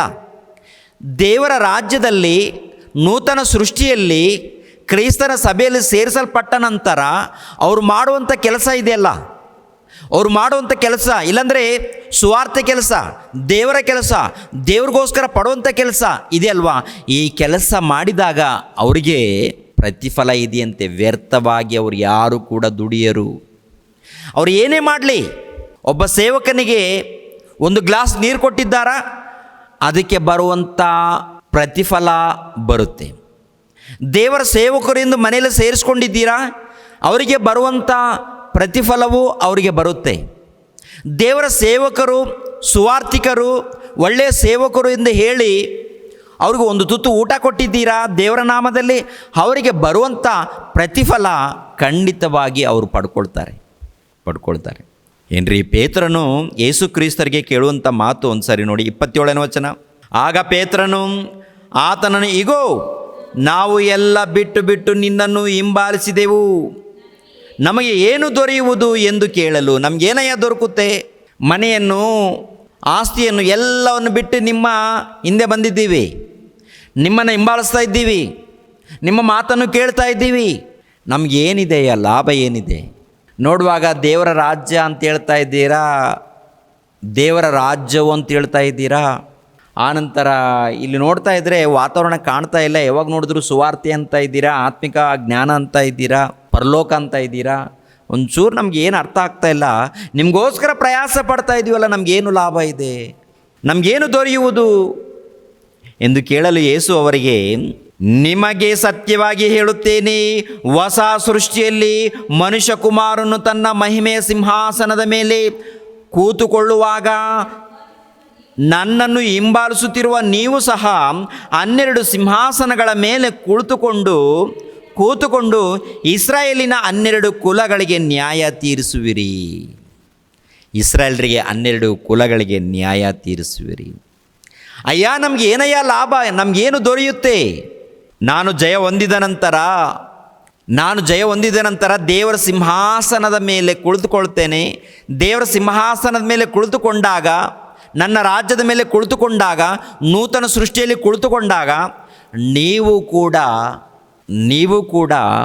12 ಸಿಂಹಾಸನಗಳ ಮೇಲೆ ಕುಳಿತುಕೊಂಡು ನ್ಯಾಯ ತೀರಿಸ್ತೀರಾ, ಪರಿಪಾಲನೆ ಮಾಡ್ತೀರಾ, ಆಳ್ತೀರಾ ನೀವು ಅಂದಾಗ ಪ್ರಿಯರ ದೇವ್ರ ಮಕ್ಕಳಿರ, ಅಂದರೆ ಅಪೋಸ್ತಲರಿಗೆ ನ್ಯಾಯ ತೀರಿಸುವಂಥ ಅಧಿಕಾರವನ್ನು ಯೇಸು ಕ್ರಿಸ್ತರು ಕುಂತಿರುವಂಥ ತನ್ನ ಸಿಂಹಾಸನದ ಮೇಲೆ ಕುಳಿತಿರೋ ಪ್ರಕಾರ ಇವರು ಕೂಡ ಸಿಂಹಾಸನವನ್ನು ಕೊಟ್ಟಿದ್ದಾರೆ.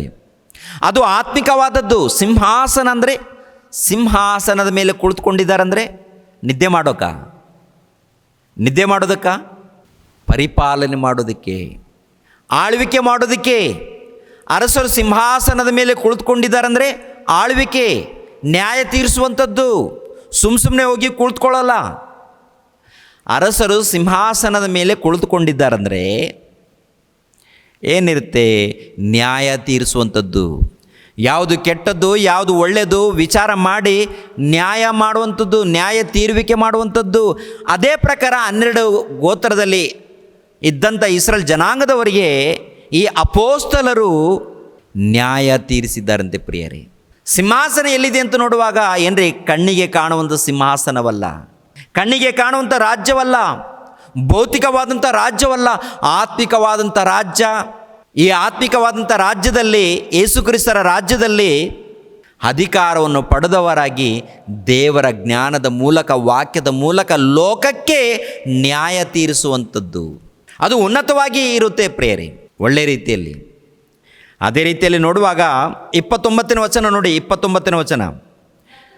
ಮತ್ತು ನನ್ನ ಹೆಸರಿನ ನಿಮಿತ್ತ ಮನೆಗಳನ್ನಾಗಲಿ, ಅಣ್ಣ ತಮ್ಮದಿರನ್ನಾಗಲಿ, ಅಕ್ಕ ತಂಗಿಯರನ್ನಾಗಲಿ, ತಂದೆಯನ್ನಾಗಲಿ, ತಾಯಿಯನ್ನಾಗಲಿ, ಮಕ್ಕಳನ್ನಾಗಲಿ, ಭೂಮಿಯನ್ನಾಗಲಿ ಬಿಟ್ಟುವರೆಲ್ಲರಿಗೆ ಅನೇಕ ಪಾಲು ಹೆಚ್ಚಾಗಿ ಸಿಕ್ಕುವುದು ಮತ್ತು ಅವರು ನಿತ್ಯ ಜೀವಕ್ಕೆ ಬಾಧ್ಯರಾಗುವರು. ಅಂದರೆ ಏನರ್ಥ? ಅಣ್ಣ ತಮ್ಮಂದರನ್ನು ಬಿಡಬೇಕಾ? ಅಕ್ಕ ತಂಗಿಯರನ್ನು ಬಿಡಬೇಕಾ? ತಂದೆ ತಾಯಿಗಳನ್ನು ಬಿಡಬೇಕಾ?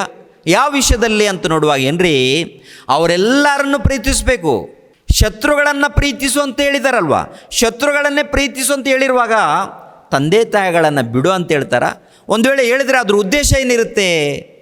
ಉದ್ದೇಶ ಏನು ಅಂದರೆ, ದೇವರ ವಾಕ್ಯದ ವಿಷಯದಲ್ಲಿ, ದೇವರ ಕೆಲಸದ ವಿಷಯದಲ್ಲಿ ಇವ್ರನ್ನ ಪಕ್ಕಕ್ಕಿಡು. ಅಂದರೆ ಅವ್ರಿಗೇನು ಕೊಡಬೇಕು ಅದನ್ನು ಕೊಡು. ಮೊದಲನೇದಾಗಿ ಅವ್ರಿಗೆ ಊಟದಾಗಿರ್ಬೋದು, ಏನಾಗಿರ್ಬೋದು ಎಲ್ಲವನ್ನು ವ್ಯವಸ್ಥೆ ಮಾಡಿ, ಆನಂತರ ಸಂಪೂರ್ಣವಾದಂಥ ಹೃದಯದಿಂದ, ಸಂಪೂರ್ಣ ಪ್ರಾಣದಿಂದ, ಸಂಪೂರ್ಣ ಆತ್ಮದಿಂದ ತಂದೆಯಾದ ದೇವರನ್ನು ಘನಪಡಿಸಬೇಕು, ಪ್ರೀತಿಸಬೇಕು. ಆನಂತರ ಎರಡನೇದಾಗಿ ಅವರೆಲ್ಲರಿಗೆ ಸಂಪೂರ್ಣ ಬಿಡು ಅಂತಲ್ಲ ರೀ. ಅಂದರೆ ಮೊದಲನೇ ಸ್ಥಾನ ದೇವರಿಗೆ. ಕುಂತಾಗಲೂ ದೇವರು, ನಿಂತಾಗಲೂ ದೇವರು. ಯಾಕೆ ಕುಂತಾಗಲೂ ದೇವರು? ಯಾಕೆ ನಿಂತಾಗಲೂ ಕೂಡ ದೇವರನ್ನು ನೆನೆಸ್ಕೋಬೇಕು? ಯಾಕೆಂದರೆ ನಿನಗೆ ಪ್ರಾಣ ಕೊಟ್ಟಿದ್ದು, ನಿನಗೆ ಜೀವ ಕೊಟ್ಟಿದ್ದು ಭೂಮಿಯ ಮೇಲೆ ಮನುಷ್ಯರಲ್ಲ. ಅಮ್ಮ 9 ತಿಂಗಳು ಒತ್ತಿದ್ದಾಳೆ, ದೇವರು ಪ್ರಾಣ ಕೊಟ್ಟಿದ್ದಾನೆ. ಅಮ್ಮ ತಾಯಿಯ ಗರ್ಭದಲ್ಲಿ ಒತ್ತಿದ್ದಾಳೆ, ದೇವರು ದೇಹವನ್ನು ತಾಯಿಯ ಗರ್ಭದಲ್ಲಿ ರೂಪಿಸಿದ್ದಾರೆ, ಆಕಾರವನ್ನು ಕೊಟ್ಟಿದ್ದಾರೆ. ಮನುಷ್ಯನು ಗರ್ವದಿಂದ, ಅಹಂಕಾರದಿಂದ ಮೆರಿತಾ ಇದ್ದಾನೆ. ನನಗೆ ಅಧಿಕಾರ ಇದೆ, ನನಗೆ ಜನರ ಬೆಂಬಲ ಇದೆ, ನನಗೆ ಹಣದ ಬೆಂಬಲ ಇದೆ ಎಂದು ಗರ್ವದಿಂದ ಇದ್ದಾನೆ ಮನುಷ್ಯ. ಸೊಕ್ಕಿನಿಂದ ನಡೀತಾ ಇದ್ದಾನೆ ಮನುಷ್ಯ. ಆದರೆ ದೇವರಿಗೆ ಒಳಪಡಬೇಕು. ಪ್ರತಿಯೊಬ್ಬರು ಕೂಡ ವಿಧೇಯನಾಗಬೇಕು. ಯಾಕೆಂದರೆ ದೇವರ ಮೂಲಕ ಸೂರ್ಯನು, ದೇವರ ಮೂಲಕ ಚಂದ್ರನು, ದೇವರ ಮೂಲಕ ಗ್ರಹಗಳು, ದೇವರ ಮೂಲಕ ನಕ್ಷತ್ರಗಳು, ದೇವರ ಮೂಲಕ ವಿಶ್ವ. ಹಾಗಿರುವಾಗ ಆ ತಂದೆಯಾದ ದೇವರಿಗೆ ಮೊದಲನೇ ಸ್ಥಾನ ನೀನು ಕೊಡಲೇಬೇಕು. ನಿನಗೆ ಜೀವ ಕೊಟ್ಟವರು, ನಿನಗೆ ದೇಹವನ್ನು ಕೊಟ್ಟವರು, ನಿನಗೆ ಆರೋಗ್ಯವನ್ನು ಕೊಟ್ಟವರು ದೇವರಾಗಿರುವಾಗ ಆ ತಂದೆಯಾದ ದೇವರಿಗೆ ನೀನು ಸಂಪೂರ್ಣ ಹೃದಯದಿಂದ ಒಳಪಡಬೇಕು. ಆನಂತರ ಎಲ್ಲರನ್ನು ಕೂಡ ಪ್ರೀತಿಸಬೇಕು, ಶತ್ರುಗಳನ್ನು ಕೂಡ ಪ್ರೀತಿಸಬೇಕು. ಹಾಗಿದ್ದಾಗ ಪರಲೋಕದಲ್ಲಿ ನಿತ್ಯ ಜೀವ ಕೂಡ ಸಿಗುತ್ತೆ. ಮೊಟ್ಟಮೊದಲು ದೇವ್ರಿಗೋಸ್ಕರ ಸಂಪೂರ್ಣ, ದೇವ್ರಿಗೋಸ್ಕರ ಮೊದಲೇ ಸ್ಥಾನ. ಆ ರೀತಿ ಪ್ರಯಾಸ ಪಟ್ಟರೆ, ಆ ರೀತಿ ಕೆಲಸ ಮಾಡಿದಾಗ ಆ ಕೆಲಸಕ್ಕೆ ಏನ್ರಿ ಪ್ರತಿಫಲ ಖಂಡಿತವಾಗಿ ಸಿಕ್ಕೇ ಸಿಗುತ್ತೆ, ಭೂಲೋಕದಲ್ಲಿ ಪರಲೋಕದಲ್ಲಿ. ದೇವರ ಮಾತಿನ ಮೇಲೆ ನಂಬಿಕೆ ಇದೆಯಾ? ನಂಬಿಕೆ ಇದೆಯಾ? ಕೊನೆ ತನಕ ನಮ್ಮ ನಂಬಿಕೆ ಹಾಳಾಗಬಾರ್ದು. ಜಾಗ್ರತೆ ಪ್ರಿಯರಾದ ದೇವರ ಮಕ್ಕಳಿರ, ಕೊನೆ ತನಕ ಏನಾಗಬಾರ್ದು? ನಮ್ಮ ನಂಬಿಕೆ ಕೊನೆ ತನಕ ಹಾಳಾಗಬಾರ್ದು. ಅಪೊಸ್ತಲನಾಗಿರುವಂಥ ಪೌಲನು ಕೊರಿಂಥದವರಿಗೆ ಮೊದಲನೇ ಪತ್ರಿಕೆ 15ನೇ ಅಧ್ಯಾಯ 58ನೇ ವಚನವನ್ನು ಒಂದು ಸಾರಿ ಗಮನಿಸಿರಿ ಪ್ರಿಯರೇ. 58ನೇ ವಚನವನ್ನು, ಆದುದರಿಂದ ನನ್ನ ಪ್ರಿಯ ಸಹೋದರರೇ, ಸ್ಥಿರಚಿತ್ತರಾಗಿಯೂ ನಿಶ್ಚಲರಾಗಿಯೂ ಇರಿ. ನೀವು ಕರ್ತನ ಸೇವೆಯಲ್ಲಿ ಪಡುವ ಪ್ರಯಾಸವು ನಿಷ್ಫಲವಾಗುವುದಿಲ್ಲವೆಂದು ತಿಳಿದು ಕರ್ತನ ಕೆಲಸವನ್ನು ಯಾವಾಗಲೂ ಅತ್ಯಾಸಕ್ತಿಯಿಂದ ಮಾಡುವವರಾಗಿರ್ರಿ. ಅಂದರೆ ನೀವು ಕರ್ತನ ಸೇವೆಯಲ್ಲಿ ಪಡುವ ಪ್ರಯಾಸವು ನಿಷ್ಫಲವಾಗುವುದಿಲ್ಲವೆಂದು ತಿಳಿದು ಕರ್ತನ ಕೆಲಸವನ್ನು ಯಾವಾಗಲೂ ಅತ್ಯಾಸಕ್ತಿಯಿಂದ ಮಾಡುವವರಾಗಿರಿ. ಯಾವಾಗಲೂ ಆಸಕ್ತಿಯಿಂದ ಮಾಡಿ. ಭೂಲೋಕದಲ್ಲಿ ಅಲ್ಲ, ಭೂಲೋಕದಲ್ಲಿ ಪ್ರತಿಫಲ ಬರ್ಬೋದು, ಬಾರದೆ ಇರ್ಬೋದು. ಭೂಲೋಕದಲ್ಲಿ ಸಿಗಬಹುದು, ಸಿಗದೆ ಇರ್ಬೋದು. ಆದರೆ ಪರಲೋಕದಲ್ಲಿ ಮಾತ್ರ ಖಂಡಿತವಾಗಿ ನಿಮಗೆ ಸಿಗುವಂಥ ಪ್ರತಿಫಲ ಕೊಟ್ಟೇ ಕೊಡ್ತೀನಂತ ಹೇಳ್ತಾರೆ ದೇವರು. ಕೊಟ್ಟೇ ಕೊಡ್ತೀನಂತ ಹೇಳಿದ್ದಾರೆ. ದೇವ್ರಿಗೋಸ್ಕರ ಏನೇನು ಕಳ್ಕೊಂಡಿದ್ದೀರಾ? ದೇವ್ರಿಗೋಸ್ಕರ ಯಾವ ರೀತಿ ಅವಮಾನ ಪಡೆದಿದ್ದೀರಾ? ದೇವ್ರಿಗೋಸ್ಕರ ಯಾವ ರೀತಿ ಶೋಧನೆಗಳನ್ನು ಅನುಭವಿಸಿದ್ದೀರಾ? ಕಷ್ಟಗಳನ್ನು ಅನುಭವಿಸಿದ್ದೀರಾ? ಆ ಕಷ್ಟಕ್ಕೆ ಪ್ರತಿಫಲವನ್ನು ಖಂಡಿತವಾಗಿ ನಾನು ಕೊಡುತ್ತೇನೆ, ದೇವರು ಹೇಳುವಂಥ ಮಾತು. ಆ ನಂಬಿಕೆ ಇದೆಯಾ ಅಮ್ಮ? ಆ ನಂಬಿಕೆ ನಿಮಗಿದೆಯಾ? ನೀವು ಮಾಡುವಂಥ ಪ್ರಯಾಸ ಅಂದರೆ ದೇವರ ಸೇವೆ ನಿಮಿತ್ತವಾಗಿ, ದೇವರ ಸೇವೆ, ರಾಜ್ಯ ಅಭಿವೃದ್ಧಿಗಾಗಿ, ಸುವಾರ್ತೆ ಅಭಿವೃದ್ಧಿಗಾಗಿ ಏನಾದರೂ ಕಾಣಿಕೆ ಕೊಟ್ಟರೆ ಅದು ವಾಕ್ಯದ ಪ್ರಕಾರ ಸುವಾರ್ತೆ ಇರಬೇಕು. ಭಿನ್ನವಾಗಿ ಸುವಾರ್ತೆ ಮಾಡುವಂಥವ್ರಿಗೆ ಕಾಣಿಕೆ ಕೊಟ್ಟರೆ ಅದು ಮೋರಿಯಲ್ಲಿ ಚೆಲ್ಲಿದ ಹಾಗೆ ಆಗುತ್ತೆ. ಕೊಳುಕು ಮೋರಿಯಲ್ಲಿ ನಿಮ್ಮ ಕಷ್ಟವನ್ನು ಹಾಕ್ತಾ ಇದ್ದೀರಾ, ಜಾಗ್ರತೆ. ವಾಕ್ಯದ ಪ್ರಕಾರ ಸುವಾರ್ತೆ ನಡೀತಾ ಇದೆಯೋ ಇಲ್ಲೋ ಮೊಟ್ಟ ಮೊದಲು ನೀವು ಗಮನಿಸಬೇಕು. ಆ ನಂತರ ನಿಮ್ಮ ಕಷ್ಟವನ್ನು ಏನು ಮಾಡಬೇಕು? ಸುವಾರ್ತೆ ಅಭಿವೃದ್ಧಿಗೋಸ್ಕರ ಸೇವೆ ಮಾಡುವಂಥ ಸೇವಕರಿಗೆ ಏನ್ರಿ ಕಾಣಿಕೆಯಾಗಿ, ಅಂದರೆ ಅದು ಕೂಡ ಒತ್ತಾಯದ ಮೂಲಕ ಅಲ್ಲ. ಯಾರಾದರೂ ಒತ್ತಾಯ ಮಾಡಿದ್ದಾರೆ ಅದಕ್ಕೆ ಕೊಡ್ತೆ, ಅದೂ ಶಾಪನೇ. ಏನ್ರಿ ಸೇವಕರೇನೋ ಒತ್ತಾಯ ಮಾಡಿದ್ದಾರೆ, ನಾವೇನು ಕೊಟ್ಟಿದ್ದೀವಿ, ಅದು ಶಾಪನೇ. ಕೊಡಬೇಕು, ಹೃದಯಪೂರ್ವಕದಿಂದ ಕೊಡಬೇಕಾಗುತ್ತೆ ಕಾಣಿಕೆಗಳು. ಯಾರೋ ಹೇಳಿದ್ದಾರೆ, ಯಾರೋ ಕೊಡು ಅಂತ ಹೇಳಿದ್ದಾರೆ, ಅದಕ್ಕೆ ಒತ್ತಾಯದಿಂದ ಅದಲ್ಲ. ಮನಸ್ಫೂರ್ತಿಯಿಂದ ದೇವರ ಸೇವೆ ನಿಮಿತ್ತವಾಗಿ ಕೊಡಬೇಕಾಗುತ್ತೆ. ಮನಸ್ಫೂರ್ತಿಯಿಂದ ದೇವರ ಸೇವೆ ನಿಮಿತ್ತವಾಗಿ ಕೆಲಸ ಮಾಡಬೇಕಾಗುತ್ತೆ. ಮನಸ್ಫೂರ್ತಿಯಿಂದ ಸುವಾರ್ತೆ ಹೇಳಬೇಕಾಗತ್ತೆ, ಒತ್ತಾಯದಿಂದ ಸುವಾರ್ತೆ ಹೇಳುವಂಥದ್ದಲ್ಲ. ದೇವರ ಸೇವೆ ಮಾಡುವಂಥದ್ದು, ದೇವರ ಸುವಾರ್ತೆ ಮಾಡುವಂಥದ್ದು ಇದೆಲ್ಲ ಇದೆ ನೋಡಿ ಪ್ರಿಯರಾದ ದೇವ್ರ ಮಕ್ಕಳಿರ. ಇದು ಕ್ರಿಸ್ತನಿಗೆ ಒಳಪಟ್ಟು ವಿಧೇಯರಾಗಿ ಮಾಡಬೇಕು. ಆ ಪ್ರಯಾಸ ಇದೆಯಲ್ಲ, ಆ ಪ್ರಯಾಸ, ಆ ಕಷ್ಟ, ಆ ಶ್ರಮೆ ವ್ಯರ್ಥವಾಗೋದಿಲ್ವಂತೆ. ನಿನ್ನ ಪ್ರಯಾಸಕ್ಕೆ ಪ್ರತಿಫಲ ಇದೆ ಅಂತ ಹೇಳ್ತಾರೆ. ನೀನೇನು ಪ್ರಯಾಸ ಪಟ್ಟಿದ್ದೀಯಾ? ಕಷ್ಟಪಟ್ಟು ಸುವಾರ್ತೆ ಮಾಡಿದ್ದೀಯಾ? ದೇವರಿಗೆ ಸ್ತೋತ್ರವಾಗಲಿ, ಅದಕ್ಕೆ ತಕ್ಕ ಹಾಗೆ ಪ್ರತಿಫಲ ಬರುತ್ತೆ. ಇಲ್ಲ ಸುವಾರ್ತೆ ಮಾಡೋರಿಗೆ ಸಹಾಯ ಮಾಡಿದ್ದೀಯಾ? ಅದಕ್ಕೆ ಬರತಕ್ಕ ಪ್ರತಿಫಲ ಬರುತ್ತೆ. ಈ ಲೋಕದಲ್ಲಿ ಬರಬಹುದು, ಬಾರದೆ ಇರಬಹುದು, ಆದರೆ ಪರಲೋಕದಲ್ಲಿ ಮಾತ್ರ ಖಂಡಿತವಾಗಿ ಪಡ್ಕೊಳ್ತೀರಾ ಅಂತ ಹೇಳಿದ್ದಾರೆ. ಪರಲೋಕದಲ್ಲಿ, ಈ ಲೋಕದಲ್ಲಿ ಪ್ರಿಯರಾದ ದೇವರ ಮಕ್ಕಳಿಗೆ ಹೇಗಾದರೂ ನಡಿಬೋದು. ಅದಕ್ಕೆ ಅಪೊಸ್ತಲನಾಗಿರುವಂಥ ಪೌಲನು ಹೇಳುವಂಥ ಮಾತು ನೋಡಿ, ಥೆಸಲೋನಿಕದವರಿಗೆ 2ನೇ ಪತ್ರಿಕೆ 3ನೇ ಅಧ್ಯಾಯ 6ನೇ ವಚನದಿಂದ ನೋಡಿ. ಥೆಸಲೋನಿಕದವರಿಗೆ ಬರೆದ 2ನೇ ಪತ್ರಿಕೆ 3ನೇ ಅಧ್ಯಾಯ 6ನೇ ವಚನ, ಸಹೋದರರೇ, ನಮ್ಮಿಂದ ಹೊಂದಿದ ಬೋಧನೆಯನ್ನು ಅನುಸರಿಸದೆ ಅಕ್ರಮವಾಗಿ ನಡೆಯುವವರ ಪ್ರತಿ ಸಹೋದರನಿಗೆ ನೀವು ದೂರವಾಗಿರಬೇಕೆಂದು ನಮ್ಮ ಕರ್ತನಾದ ಯೇಸು ಕ್ರಿಸ್ತನ ಹೆಸರಿನಲ್ಲಿ ನಿಮಗೆ ಆಜ್ಞಾಪಿಸುತ್ತೇವೆ. ಅಂದರೆ ದೂರವಾಗಿರಬೇಕು ಅಂತ ಹೇಳ್ತಾರೆ. ಯಾವ ರೀತಿ ದೂರ ಅಂದರೆ ದೇವರ ವಾಕ್ಯಕ್ಕೆ ವಿರುದ್ಧವಾಗಿ ಬೋಧನೆ ಮಾಡುವಂಥ ಬೋಧಕರಿಗೆ ದೂರವಾಗಿರಬೇಕು. ಅಂದರೆ ಅವರ ಸಹವಾಸದಲ್ಲಿ ಅಲ್ಲ. ಒಂದು ವೇಳೆ ಹೋದರೂ, ಪ್ರಾರ್ಥನೆಗೆ ಹೋದರೂ, ವಾಕ್ಯವನ್ನು ಕೇಳಿ ಪ್ರಿಯರಾದ ದೇವರ ಮಕ್ಕಳಿರ ದೂರವಾಗಿರುವಂಥದ್ದು. ಅಂದರೆ ಅವರ ಸಹವಾಸದಲ್ಲಿ ಇರಕೂಡ್ದು. ಅದು ವಾಕ್ಯದ ಪ್ರಕಾರ ನಡೀತಾ ಇದೆಯಾ ಇಲ್ವಾ ಅದನ್ನು ಗಮನಿಸಬೇಕು. ಈ ದಿನಗಳಲ್ಲಿ ನೋಡುವಾಗ ಬೈಬಲ್ ವಾಕ್ಯಕ್ಕೆ ಭಿನ್ನವಾದ ಸುವಾರ್ತೆ, ಭಿನ್ನವಾದ ಬೋಧನೆ ಅದು 1ನೇ ಶತಮಾನದಲ್ಲೇ ಬಂದಿದೆ, 1ನೇ ಶತಮಾನದಲ್ಲೇ ಬಂದಿದೆ. ಆದ್ದರಿಂದ ಅಂಥವ್ರ ಕುರಿತು ನೀವು ಜಾಗೃತಿಯಾಗಿರಿ. ಮತ್ತೊಂದು ಸಾರಿ ನೋಡೋಣ.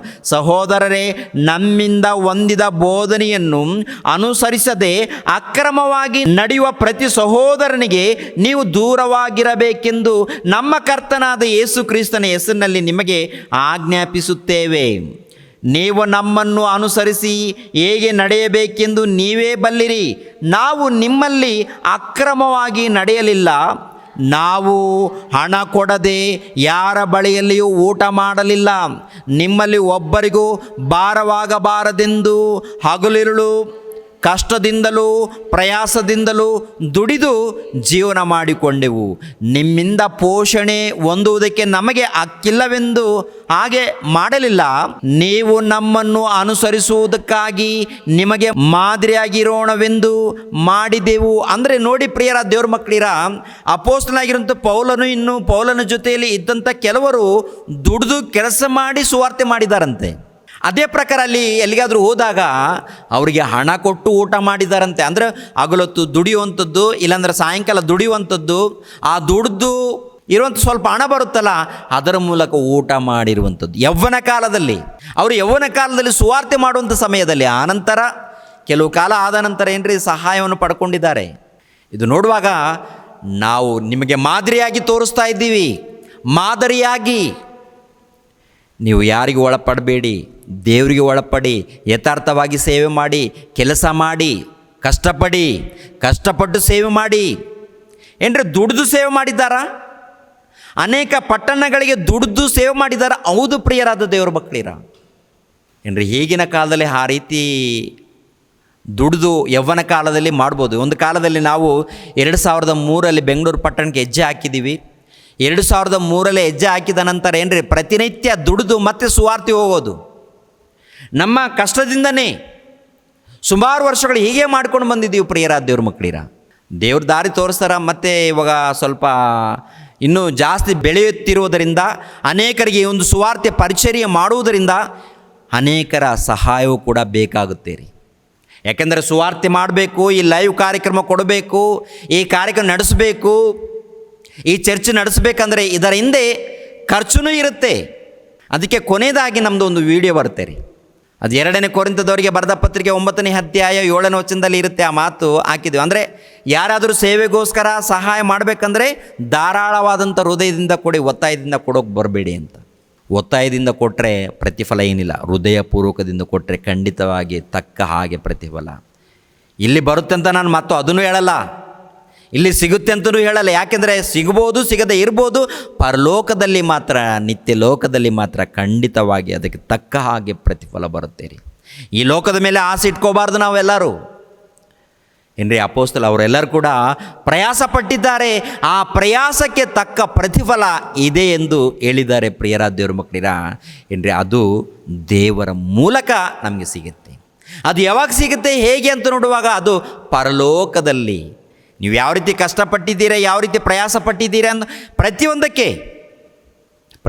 ಅದಕ್ಕೆ ಯೆಶಾಯನ ಗ್ರಂಥದಲ್ಲಿ 65ನೇ ಅಧ್ಯಾಯ 23ನೇ ವಚನದಲ್ಲಿ ನೋಡಿದೀವ, ಅವರು ವ್ಯರ್ಥವಾಗಿ ಪ್ರಯಾಸ ಪಡುವುದಿಲ್ಲ, ಅವರ ಪ್ರಯಾಸಕ್ಕೆ ತಕ್ಕ ಪ್ರತಿಫಲ ದೇವರು ಕೊಟ್ಟೇ ಕೊಡ್ತಾರೆ ಎನ್ನುವಂಥದ್ದು. 2ನೇದಾಗಿ ನೋಡುವಾಗ ಅವರ ಸಂತಾನವು ಘೋರವಾದ ವ್ಯಾಧಿಗೆ ಗುರಿಯಾಗರು ಎನ್ನುವಂಥ ಮಾತನ್ನು ನೋಡಿದ್ದೇವೆ. ಘೋರವಾದ ವ್ಯಾಧಿಗೆ ಗುರಿಯಾಗರು, ಆ ಮಾತೆಲ್ಲಿದೆ ನೋಡಿ ಒಂದ್ಸಾರಿ. ಯೆಶಾಯನ ಗ್ರಂಥ 65ನೇ ಅಧ್ಯಾಯ 23ನೇ ವಚನವನ್ನು ನೋಡಿ ಪ್ರಿಯ. 23ನೇ ವಚನ, ಅವರು ವ್ಯರ್ಥವಾಗಿ ದುಡಿಯರು, ಅವರ ಮಕ್ಕಳು ಘೋರ ವ್ಯಾಧಿಗೆ ಗುರಿಯಾಗರು. ನೋಡಿದ್ರ, ಅವರು ವ್ಯರ್ಥವಾಗಿ ದುಡಿಯರು, ಅವರಿಗೆ ಹುಟ್ಟುವ ಮಕ್ಕಳು ಘೋರ ವ್ಯಾಧಿಗೆ ಗುರಿಯಾಗರು. ಅಂದರೆ ಘೋರ ವ್ಯಾಧಿಗೆ ಅಂದರೆ ಘೋರ ಅಪಘಾತಗಳಿಗೆ ಗುರಿಯಾಗುವುದಿಲ್ಲ. ಒಂದು ಕಾಲದಲ್ಲಿ ಇಸ್ರೇಲ್ ಜನಾಂಗದವರಲ್ಲಿ ಅಪಘಾತಕ್ಕೆ ಗುರಿಯಾಗಿದ್ದಾರೆ, ಘೋರ ವ್ಯಾಧಿಗಳಿಗೆ ಗುರಿಯಾಗಿದ್ದಾರೆ, ಅನೇಕ ಅಪಘಾತಗಳಿಗೆ ಗುರಿಯಾಗಿದ್ದಾರೆ. ಆದರೆ ನೂತನ ಸೃಷ್ಟಿಯಲ್ಲಿ ಇದ್ದಂಥ ಮಕ್ಕಳು ಘೋರ ವ್ಯಾಧಿಗೆ ಗುರಿಯಾಗುವುದಿಲ್ಲ, ಅಪಘಾತಕ್ಕೆ ಗುರಿಯಾಗುವುದಿಲ್ಲ ಅಂತೇಳಿ. ಅಪಘಾತ ಅಂದರೆ ಭೌತಿಕವಾಗಿ ಮತ್ತು ಯೇಸು ಕ್ರಿಸ್ತರನ್ನೇ ಸಾಯಿಸಿದ್ದಾರೆ. ಭೌತಿಕವಾಗಿ ನೋಡುವಾಗ ಅಪೋಸ್ತಲರನ್ನೇ ಕೊಂದಾಕಿದ್ದಾರೆ. ಮತ್ತೇನು, ಆತ್ಮಕ್ಕೆ ಅಪಘಾತವಾಗುವುದಿಲ್ಲ, ನಮ್ಮ ಜೀವಿತಕ್ಕೆ ಅಪಘಾತವಾಗುವುದಿಲ್ಲ.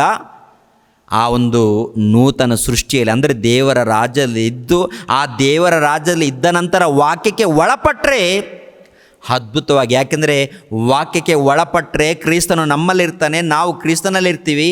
ಇದ್ದಾಗ ಅದ್ಭುತವಾದಂಥ ಅನ್ಯೋನ್ಯತೆ ಜೀವಿತವರಿಗೆ, ಆತ್ಮಿಕವಾದಂಥ ಜೀವಿತ. ಈ ಆತ್ಮಿಕವಾದಂಥ ಜೀವಿತದಲ್ಲಿ ಅಭಿವೃದ್ಧಿ ಆಗ್ತೀವಿ. ಈ ಆತ್ಮಿಕವಾದಂಥ ಜೀವಿತದಲ್ಲಿ ಅಭಿವೃದ್ಧಿಯಾಗುವಂಥ ಸಮಯದಲ್ಲಿ ನಿಮ್ಮ ಸಂತಾನದವರು ಘೋರ ವ್ಯಾಧಿಗೆ ಗುರಿಯಾಗುವುದಿಲ್ಲ. ಅಂದರೆ ಭಕ್ತರಾಗಿರ್ಬೋದು, ಅವರ ಸಂತಾನ ಆಗಿರ್ಬೋದು, ಇಲ್ಲ ಆತ್ಮಿಕವಾಗಿ ಮಕ್ಕಳನ್ನು ಪಡೆದವರಾಗಿರ್ಬೋದು. ಇವರು ಈ ರಾಜ್ಯದಲ್ಲಿದ್ದಾಗ ಕ್ರಿಸ್ತನ ಸಭೆಯಲ್ಲಿ ವಾಕ್ಯದ ಪ್ರಕಾರ ಇರಬೇಕು. ಸಭೆಯಲ್ಲಿದ್ದಾರೆ ಅಂದರೆ ವಾರಕ್ಕೊಂದು ಸರಿ ಬರ್ತಾ ಇದ್ದೀವಿ ಹೋಗ್ತಾ, ಅದಲ್ಲ. ವಾರಕ್ಕೊಂದು ಸರಿ ಎಷ್ಟೋ ಮಂದಿ ಬರ್ತಾರೆ, ಬಂದು ಹೊರಗಡೆ ಹೋದ ನಂತರ ಮತ್ತೆ ಪಾಪ ಮಾಡ್ತಾರೆ, ಅನೇಕ ಅನ್ಯಾಯ ಮಾಡ್ತಾರೆ. ಅದಲ್ಲ. ಕ್ರಿಸ್ತನಲ್ಲಿ ಎಲ್ಲಿದ್ದರೂ ಪರವಾಗಿಲ್ಲ, ಯಾವ ಮೂಲೆಯಲ್ಲಿದ್ದರೂ ಪರವಾಗಿಲ್ಲ, ಕ್ರಿಸ್ತನಲ್ಲಿ ನೀನಿರಬೇಕು, ಕ್ರಿಸ್ತನ ವಾಕ್ಯದಲ್ಲಿರಬೇಕು. ಆ ಮಾತನ್ನು ಒಂದು ಸಾರಿ ನೋಡಿ ಪ್ರಿಯರಾದ ದೇವ್ರ ಮಕ್ಕಳಿರ. ಯೋಹಾನನ ಸುವಾರ್ತೆ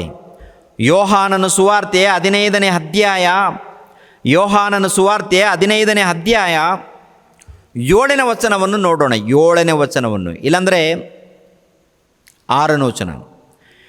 ಯಾವನು ನನ್ನಲ್ಲಿ ನೆಲೆಗೊಂಡಿರುವುದಿಲ್ಲವೋ ಅವನು ಆ ಕೊಂಬೆಯಂತೆ ಹೊರಕ್ಕೆ ಬಿಸಾಡಲ್ಪಟ್ಟು ಒಣಗಿ ಹೋಗುವನು. ಅಂಥ ಕೊಂಬೆಗಳನ್ನು ಕೂಡಿಸಿ ಬೆಂಕಿಯಲ್ಲಿ ಹಾಕುತ್ತಾರೆ, ಅವು ಸುಟ್ಟು ಹೋಗುತ್ತವೆ. ನೀವು ನನ್ನಲ್ಲಿಯೂ ನನ್ನ ವಾಕ್ಯಗಳು ನಿಮ್ಮಲ್ಲಿಯೂ ನೆಲೆಗೊಂಡಿದ್ದರೆ ಏನು ಬೇಕಾದರೂ ಬೇಡಿಕೊಳ್ಳಿರಿ, ಅದು ನಿಮಗೆ ದೊರೆಯುವುದು. ಈ ವಚನವನ್ನು ಹಿಡಿದುಕೊಂಡು ಇನ್ನು ಕೆಲವರು ತಪ್ಪು ರೀತಿಯಲ್ಲಿ ಪ್ರಾರ್ಥನೆ ಮಾಡ್ತಾ ಇರ್ತಾರೆ. ಅದು ಇರಲಿ, ಪ್ರಾರ್ಥನೆ ಮಾಡೋದಿರಲಿ. ಇವಾಗ ನಾವು ಕ್ರಿಸ್ತನು ನಮ್ಮಲ್ಲಿ ಇದ್ದರೆ ಹೇಗಿರ್ತೀವಿ ಪ್ರಿಯರೇ? ಕ್ರಿಸ್ತನು ನಮ್ಮಲ್ಲಿದ್ದಾನೆ, ನಾವು ಕ್ರಿಸ್ತನಲ್ಲಿ ಇದ್ದೀವಿ ಅಂತ ತಿಳ್ಕೊಳ್ಳಿ, ವಾಕ್ಯದಲ್ಲಿ ಇದ್ದೀವಿ ಅಂತ ತಿಳ್ಕೊಳ್ಳಿ. ಹೇಗೆ ಇರ್ತೀವಿ? ಅಪೋಸ್ತಲರು 1ನೇ ಶತಮಾನದಲ್ಲಿ ಕ್ರೈಸ್ತರು, ಪೌಲನು ಯಾವ ರೀತಿ ಇದ್ದಾನೋ ಅದೇ ಪ್ರಕಾರ ನಾವು ಕೂಡ ಇರ್ತೀವಿ. ಅನ್ಯಾಯ ಮಾಡಲ್ಲ, ಮೋಸ ಮಾಡಲ್ಲ, ವಂಚಿಸುವುದಿಲ್ಲ. ಅದು ನೋಡೋಣ. ಅಂದರೆ ಯೇಸು ಕ್ರಿಸ್ತರಲ್ಲಿದ್ದರೆ ಎಂಥ ಗುಣಗಳಿರುತ್ತೋ ನೋಡೋಣ ಪ್ರಿಯರು. ಒಂದು ಸಾರಿ ಅಪೋಸ್ತಲನಾಗಿರುವಂಥ ಪೌಲನು ಕೊರಿಂಥದವರಿಗೆ ಬರೆದ ಮೊದಲನೇ ಪತ್ರಿಕೆ 13ನೇ ಅಧ್ಯಾಯ 4ನೇ ವಚನವನ್ನು ನೋಡಿ ಪ್ರಿಯರೇ. 13ನೇ ಅಧ್ಯಾಯ 4ನೇ ವಚನ. ಕೊರಿಂಥದವರಿಗೆ ಮೊದಲನೇ ಪತ್ರಿಕೆ 13ನೇ ಅಧ್ಯಾಯ 4ನೇ ವಚನ. 13ನೇ ಅಧ್ಯಾಯ 4ನೇ ವಚನ ನೋಡಿ. ಪ್ರೀತಿ ಬಹು ತಾಳ್ಮೆಯುಳ್ಳದ್ದು. ಅಂದರೆ ಯೇಸು ಕ್ರಿಸ್ತರು ಪ್ರೀತಿ ಸ್ವರೂಪನಾಗಿರುವಾಗ ನೀನು ಯೇಸು ಕ್ರಿಸ್ತನಲ್ಲಿದ್ದರೆ ನೀನು ಕೂಡ ಪ್ರೀತಿ ಸ್ವರೂಪನಾಗ್ತೀಯ. ಯೇಸು ಕ್ರಿಸ್ತರು ನಮ್ಮಲ್ಲಿದ್ದರೆ ನಾವು ಪ್ರೀತಿ ಸ್ವರೂಪಿಗಳಾಗ್ತೀವಿ. ಪ್ರೀತಿ ಸ್ವರೂಪಗಳಾದರೆ ಏನಿರುತ್ತೆ? ಪ್ರೀತಿ ಬಹು ತಾಳ್ಮೆಯುಳ್ಳದ್ದು, ಪ್ರೀತಿ ದಯೆ ತೋರಿಸುತ್ತೆ, ಪ್ರೀತಿಯು ಹೊಟ್ಟೆ ಕಿಚ್ಚು ಪಡುವುದಿಲ್ಲ. ಅಂದರೆ ಯೇಸು ಕ್ರಿಸ್ತರು ಎಂಬುವಂಥ ಕ್ರಿಸ್ತರು ವಾಕ್ಯವು ನಮ್ಮಲ್ಲಿದ್ದರೆ, ನಾವು ಕ್ರಿಸ್ತನಲ್ಲಿದ್ದರೆ ನಾವು ಏನು ಮಾಡ್ತೀವಿ? ಶತ್ರುಗಳನ್ನು ಕೂಡ ಪ್ರೀತಿಸ್ತೀವಿ. ನಾವು ಒಬ್ಬರನ್ನು ಹಗೆ ಮಾಡ್ತಾ ಇದ್ದೀವಿ, ಇಲ್ಲ ದ್ವೇಷಿಸ್ತಾ ಇದ್ದೀವಿ, ಇಲ್ಲ ಹೊಟ್ಟೆ ಕಿಚ್ಚು ಪಡ್ತಾ ಇದ್ದೀವಿ ಅಂದರೆ ನಮ್ಮಲ್ಲಿ ಪ್ರೀತಿ ಇದೆಯಾ? ಅಂದರೆ ಯೇಸು ಕ್ರಿಸ್ತರಿದ್ದಾರಾ, ಅಥವಾ ಯೇಸು ಕ್ರಿಸ್ತರು ನಮ್ಮಲ್ಲಿ ಇದ್ದಾರೆ ಎಂದು ಭ್ರಮೆಯಲ್ಲಿದ್ದೀವ? ನಿಮ್ಮನ್ನು ನೀವು ಪರಿಶೋಧನೆ ಮಾಡಿಕೊಳ್ಳಿ, ನಿಮ್ಮನ್ನು ನೀವು ನೋಡಿಕೊಳ್ಳಿ, ಚೆಕ್ ಮಾಡಿಕೊಳ್ಳಿ ಒಂದು ಸಾರಿ. ನಮ್ಮ ಹೃದಯದಲ್ಲಿ ಏನಿದೆ? ವಾಕ್ಯ ಇದೆಯಾ? ವಾಕ್ಯದ ಪ್ರಕಾರ ಇದ್ದೀವಾ? ವಾಕ್ಯದ ಪ್ರಕಾರ ನಾವು ಮಾತನಾಡ್ತಾ ಇದ್ದೀವಾ? ಕ್ರಿಯೆಗಳು ನಡೀತಾ ಇದೆಯಾ? ನಮ್ಮ ಪ್ರವರ್ತನೆ ಇದೆಯಾ? ನಮ್ಮ ಬದುಕುಗಳಿದೆಯಾ? ಇವೆಲ್ಲವನ್ನು ಕೂಡ ನೋಡಿಕೊಳ್ಳಬೇಕು. ಪ್ರೀತಿ ಬಹು ತಾಳ್ಮೆಯುಳ್ಳದ್ದು, ಪ್ರೀತಿ ದಯೆ ತೋರಿಸುವುದು, ಪ್ರೀತಿ ಹೊಟ್ಟೆಕಿಚ್ಚು ಪಡುವುದಿಲ್ಲ, ಪ್ರೀತಿ ಹೊಗಳಿಕೊಳ್ಳುವುದಿಲ್ಲ, ಪ್ರೀತಿ ಉಬ್ಬಿಕೊಳ್ಳುವುದಿಲ್ಲ, ಮರ್ಯಾದೆಗೆಟ್ಟು ನಡೆಯುವುದಿಲ್ಲ, ಸ್ವಪ್ರಯೋಜನವನ್ನು ಚಿಂತಿಸುವುದಿಲ್ಲ. ಇದರಲ್ಲಿ ಏನಿದೆ ಪ್ರಿಯರಾದ ದೇವರ ಮಕ್ಕಳಿಗೆ? ಇವೆಲ್ಲ ನೋಡುವಾಗ ಪ್ರೀತಿ ಇದೆಯಲ್ಲ, ಅಂದರೆ ಯೇಸು ಕ್ರಿಸ್ತರು ಎಂಬುವಂಥ ಪ್ರೀತಿ, ಆ ಪ್ರೀತಿನೇ ಯೇಸು ಕ್ರಿಸ್ತರು, ಆ ಪ್ರೀತಿನೇ ದೇವರು. ಆ ಪ್ರೀತಿ ಎಂಬುವಂಥ ದೇವರ ವಾಕ್ಯಗಳು ನಿನ್ನಲ್ಲಿದ್ದರೆ ಇಂಥ ಗುಣಗಳಿರುತ್ತೆ. ಇಂಥ ಗುಣಗಳಿದ್ದರೆ ಇಂಥ ಗುಣಗಳಿದ್ದರೆ ಅವನಲ್ಲಿ ಯಾವ ರೋಗ ಇರೋದಿಲ್ಲ. ಯಾವ ರೋಗ ಅಂದರೆ ಭೌತಿಕವಾಗಿ ಅಲ್ಲ, ಮತ್ತು ಭೌತಿಕವಾಗಿ ಆಲೋಚನೆ ಮಾಡೋಕ್ಕೆ ಹೋಗಬೇಡಿ. ಆತ್ಮಿಕವಾದ ರೋಗ, ಆತ್ಮಿಕವಾದಂಥ ರೋಗ ಇರೋದಿಲ್ಲ. ಅದು ಅದ್ಭುತವಾದಂಥದ್ದು ಏನು ಗೊತ್ತಾ, ನೀನು ಹೊಟ್ಟೆ ಕಿಚ್ಚು ಪಡ್ತಾ ಇದ್ದೀನಿ ಅಂದರೆ ಇದೊಂದು ದೊಡ್ಡ ರೋಗ. ಹೊಟ್ಟೆ ಕಿಚ್ಚು ಪಡ್ತಾ ಇದ್ದಿ ಅಂದರೆ ದೊಡ್ಡ ರೋಗ ಅದು. ಮತ್ತೇನು ಹೊಗಳಿ ಕೊಡ್ತಾ ಇದ್ದಿ ಅಂದರೆ ಅದೊಂದು ದೊಡ್ಡ ರೋಗ ಏನ್ರಿ. ಹೊಗಳಿ ಕೊಡ್ತಾ ಇದ್ದಿ ಅಂದರು ದೊಡ್ಡ ರೋಗದಲ್ಲಿದ್ದಿ ಅಂತ ಅರ್ಥ. ಹೊಟ್ಟೆ ಕಿಚ್ಚು ಪಡ್ತಾ ಇದ್ದಿ ಅಂದರು ದೊಡ್ಡ ರೋಗದಲ್ಲಿ ಇದ್ದಿ ಅಂತ ಅರ್ಥ. ಉಬ್ಬಿಕೊಳ್ತಾ ಇದ್ದಿ ಅಂದರೆ ದೊಡ್ಡ ರೋಗದಲ್ಲಿ ಇದ್ದಿ ಅಂತ ಅರ್ಥ. ಮರ್ಯಾದೆಗೆಟ್ಟು ನಡೀತಾ ಇದ್ದಿ ಅಂದರೆ ದೊಡ್ಡ ರೋಗದಲ್ಲಿದ್ದಿ ಅಂತ ಅರ್ಥ. ಉಬ್ಬಿಕೊಳ್ತಾ ಇದ್ದೀಯಾ? ದೊಡ್ಡ ರೋಗದಲ್ಲಿದ್ದೀಯಾ. ಎಂಥ ರೋಗ ಅದು? ಗುಣವಾಗದ ರೋಗ. ಎಲ್ಲಿರುತ್ತೆ ಆ ಮಾತು? ಯೆರೆಮೀಯ ಗ್ರಂಥ 17ನೇ ಅಧ್ಯಾಯ, ಯೆರೆಮೀಯ ಗ್ರಂಥ 17ನೇ ಅಧ್ಯಾಯ 9ನೇ ವಚನವನ್ನು ನೋಡಿ ಪ್ರಿಯರಾದ ದೇವರ ಮಕ್ಕಳಿರ. 9ನೇ ವಚನ, ಯೆರೆಮೀಯ ಗ್ರಂಥ 17ನೇ ಅಧ್ಯಾಯ 9ನೇ ವಚನವನ್ನು ನೋಡಿ. ಹೃದಯವು ಎಲ್ಲದಕ್ಕಿಂತ ವಂಚಕ, ಗುಣವಾಗದ ರೋಗಕ್ಕೆ ಒಳಗಾಗಿದೆ. ಅದನ್ನು ಯಾರು ತಿಳಿದಾರು? ಯೆಹೋವನಾದ ನಾನು ಪ್ರತಿಯೊಬ್ಬನಿಗೆ ಕರ್ಮಫಲವನ್ನು ಅವನವನ ನಡತೆಗೆ ತಕ್ಕ ಹಾಗೆ ಕೊಡಬೇಕೆಂದು ಹೃದಯವನ್ನು ಪರೀಕ್ಷಿಸುವವನು, ಅಂತರಿಂದ್ರಿಯವನ್ನು ಶೋಧಿಸುವವನು ಆಗಿದ್ದೇನೆ. ನೋಡ್ರ ಏನಾಗಿದೆ ಅಂತೆ? ಹೃದಯವು ಎಲ್ಲದಕ್ಕಿಂತ ವಂಚಕ, ಗುಣವಾಗದ ರೋಗಕ್ಕೆ ಒಳಗಾಗಿದೆ. ಗುಣವಾಗದ ರೋಗಕ್ಕೆ ಒಳಗಾಗಿದೆಯಂತೆ ಹೃದಯ. ಯಾವುದಕ್ಕೆ ಒಳಗಾಗಿದೆ? ಇನ್ನೊಬ್ಬನ ಮೇಲೆ ಹೊಟ್ಟೆ ಕಿಚ್ಚು ಪಡ್ತಾ ಇದೆ ಅಂದರೆ ಇದು, ಈ ಹೃದಯ ಗುಣವಾಗದ ರೋಗಕ್ಕೆ ಒಳಗಾಗಿದೆ. ಹೀಗೋ ಇದೆಯಂದರೆ ಗುಣವಾಗದ ರೋಗಕ್ಕೆ ಒಳಗಾಗಿದೆ ಆ ಹೃದಯ. ಮಸ್ತರ ಇದೆಯಂದರೆ ಗುಣವಾಗದ ರೋಗಕ್ಕೆ ಒಳಗಾಗಿದೆ ಆ ಹೃದಯ. ಹಣದ ವ್ಯಾಮೋಹದಲ್ಲಿ ಬಿದ್ದಿದೆ ಅಂದರೆ ಗುಣವಾಗದ ರೋಗಕ್ಕೆ ಒಳಗಾಗಿದೆ ಆ ಹೃದಯ. ಹೆಣ್ಣಿನ ವ್ಯಾಮೋಹದಲ್ಲಿ ಇದೆ ಅಂದರೆ ಗುಣವಾಗದ ರೋಗಕ್ಕೆ ಒಳಗಾಗಿದೆ ಎಂದು ಆ ಹೃದಯ. ಅಧಿಕಾರದ ವ್ಯಾಮೋಹ ಆಗಿರ್ಬೋದು, ಏನೇ ಆಗಿರ್ಬೋದು, ಪ್ರೀತಿಗೆ ವಿರುದ್ಧವಾದಂಥ ಕಾರ್ಯಕ್ರಮಗಳು ಏನೇ ಇರಲಿ, ಗುಣವಾಗದ ರೋಗಕ್ಕೆ ಒಳಗಾಗಿದೆಯಂತೆ ಸಹೋದರ. ಅಂದರೆ ದೇವರ ಸೃಷ್ಟಿಯಲ್ಲಿ, ನೂತನ ಸೃಷ್ಟಿಯಲ್ಲಿ ಇಂಥ ಗುಣಗಳು ನಮ್ಮಲ್ಲಿದ್ದರೆ ವಾಕ್ಯದ ಮೂಲಕ ಕೊಂದಾಗಬೇಕು, ವಾಕ್ಯದ ಮೂಲಕ ಸಾಯಿಸ್ಕೊಳ್ಬೇಕು. ವಾಕ್ಯದ ಮೂಲಕ ಶುದ್ಧಿ ಮಾಡಿಕೊಳ್ಳದೆ, ವಾಕ್ಯದ ಮೂಲಕ ಸರಿ ಮಾಡಿಕೊಳ್ಳದೆ, ಪ್ರತಿನಿತ್ಯ ಅನ್ಯಾಯದ ಮೇಲೆ ಅನ್ಯಾಯ, ಅನ್ಯಾಯದ ಮೇಲೆ ಅನ್ಯಾಯ, ಅಕ್ರಮದ ಮೇಲೆ ಅಕ್ರಮ, ಮೋಸದ ಮೇಲೆ ಮೋಸ ನಡೆದ್ರೆ ನೀನು ಗುಣವಾಗದ ರೋಗಕ್ಕೆ ಒಳಗಾಗಿದಿ ಅಂತ ಅರ್ಥ. ಕ್ರಿಸ್ತನ ಸಭೆಯಲ್ಲಿ ಇದ್ದೇನೆ, ಪ್ರಾರ್ಥನೆಗೆ ಹೋಗ್ತಾ ಇದ್ದೇನೆ, ಹಾಡುಗಳನ್ನು ಆಡ್ತಾ ಇದ್ದೇನೆ, ನಾನು ಹಿರಿಯ, ನಾನು ಬೋಧಕ, ನಾನು ಪಾಸ್ಟರ್ ಅಂತ ಹೇಳಿ ಗರ್ವದಿಂದ ಇದ್ದೀಯಾ? ದೇವರ ದೃಷ್ಟಿಯಲ್ಲಿ ನೀನು ಯಾರು ಗೊತ್ತಾ? ಗುಣವಾಗದ ರೋಗದಲ್ಲಿ ಇದೆಯಾ ಸಹೋದರ, ಸಹೋದರಿ. ನೀನು ತಗ್ಗಿಸ್ಕೋಬೇಕು. ವಾಕ್ಯದ ಪ್ರಕಾರ ನಿನ್ನ ಬದುಕುಗಳು, ವಾಕ್ಯದ ಪ್ರಕಾರ ನಿನ್ನ ಜೀವಿತ, ವಾಕ್ಯದ ಪ್ರಕಾರ ನಿನ್ನ ನಡವಳಿಕೆ ಇಲ್ಲದೆ ಹೋದರೆ ನೀನು ಭಯಂಕರವಾದಂಥ ರೋಗದಲ್ಲಿ ಇದ್ದೀಯಂತ ಅರ್ಥ. ಯೆಶಾಯ ಗ್ರಂಥದಲ್ಲಿ ಹೇಳಿದಾನಲ್ವ, ನೂತನ ಸೃಷ್ಟಿಯಲ್ಲಿ ಅಂದರೆ ನನ್ನ ರಾಜ್ಯದಲ್ಲಿ ಇದ್ದವರು, ಅಂದರೆ ವಾಕ್ಯಕ್ಕೆ ಒಳಪಟ್ಟವರು, ನನ್ನ ಪ್ರೀತಿಗೆ ಒಳಪಟ್ಟವರು, ಅಂಥವರು ಘೋರ ವ್ಯಾಧಿಗೆ ಒಳಗಾಗರು, ಅಪಘಾತಕ್ಕೆ ಒಳಗಾಗರು, ಅಂದರೆ ಸೈತಾನನಿಗೆ ಒಳಗಾಗರು ಅಂತ ಅರ್ಥ. ಸೈತಾನನಿಗೆ ಒಳಗಾಗರು ಅಂಥವರಲ್ಲಿ ಪ್ರಿಯರಾದ ದೇವರ ಮಕ್ಕಳೇ, ಕ್ರೈಸ್ತನಲ್ಲಿ ಇದ್ದಂಥ ವ್ಯಕ್ತಿಯಲ್ಲಿ ಎಷ್ಟು ಅದ್ಭುತ ರೀ! ಆ ಒಂದು ಪ್ರೀತಿ ನೋಡಬೇಕು, ಆ ಒಂದು ತ್ಯಾಗ ನೋಡಬೇಕು. ಅದ್ಭುತ, ಅದ್ಭುತ. ಹೊಟ್ಟೆಯಲ್ಲಿ ಗಡ್ಡೆ ಹೋಯ್ತು, ಅದಲ್ಲ ಅದ್ಭುತ. ಈ ಮಾತುಗಳಿದೆಯಲ್ಲ, ಈ ಮಾತುಗಳು ನಿನ್ನಲ್ಲಿ ಇದ್ದರೆ ನೀನು ಅದ್ಭುತವಾದಂಥ ಮನುಷ್ಯ. ಪ್ರಪಂಚ ದೇಶದಲ್ಲಿ ನೀನೇ ಅದ್ಭುತವಾದಂಥ ಮನುಷ್ಯ. ಕ್ರಿಸ್ತನು ನಿನ್ನಲ್ಲಿ ಇದ್ದಾನೆ ಎಂದು ಅರ್ಥ. ಕ್ರಿಸ್ತನು ನಿನ್ನಲ್ಲಿ ಇದ್ದಾನ ಅಮ್ಮ? ಕ್ರಿಸ್ತನು ನಿನ್ನಲ್ಲಿ ಇದ್ದಾನ ಅಪ್ಪ? ಇದ್ದರೆ ಈ ಗುಣಗಳು ಇದೆಯಾ ಅಪ್ಪ? ನೋಡಿ, ಇದೇ ಗುಣಗಳು ತೋರಿಸಿ ಸಾಕು, ಮತ್ತೇನು ಬೇಡ. ಪ್ರೀತಿ ಬಹು ತಾಳ್ಮೆಯುಳ್ಳದು. ತಾಳ್ಮೆನೇ ಇಲ್ಲ, ತಾಳ್ಮೆ ಇಲ್ಲ ರೀ. ಪ್ರೀತಿ ದಯೆ ತೋರಿಸು. ದಯೆ ಎಲ್ಲಿದೆ ನಮ್ಮಲ್ಲಿ? ದಯೆ ಇದ್ದರೆ ಅದ್ಭುತ, ತಾಳ್ಮೆ ಇದ್ದರೆ ಅದ್ಭುತ.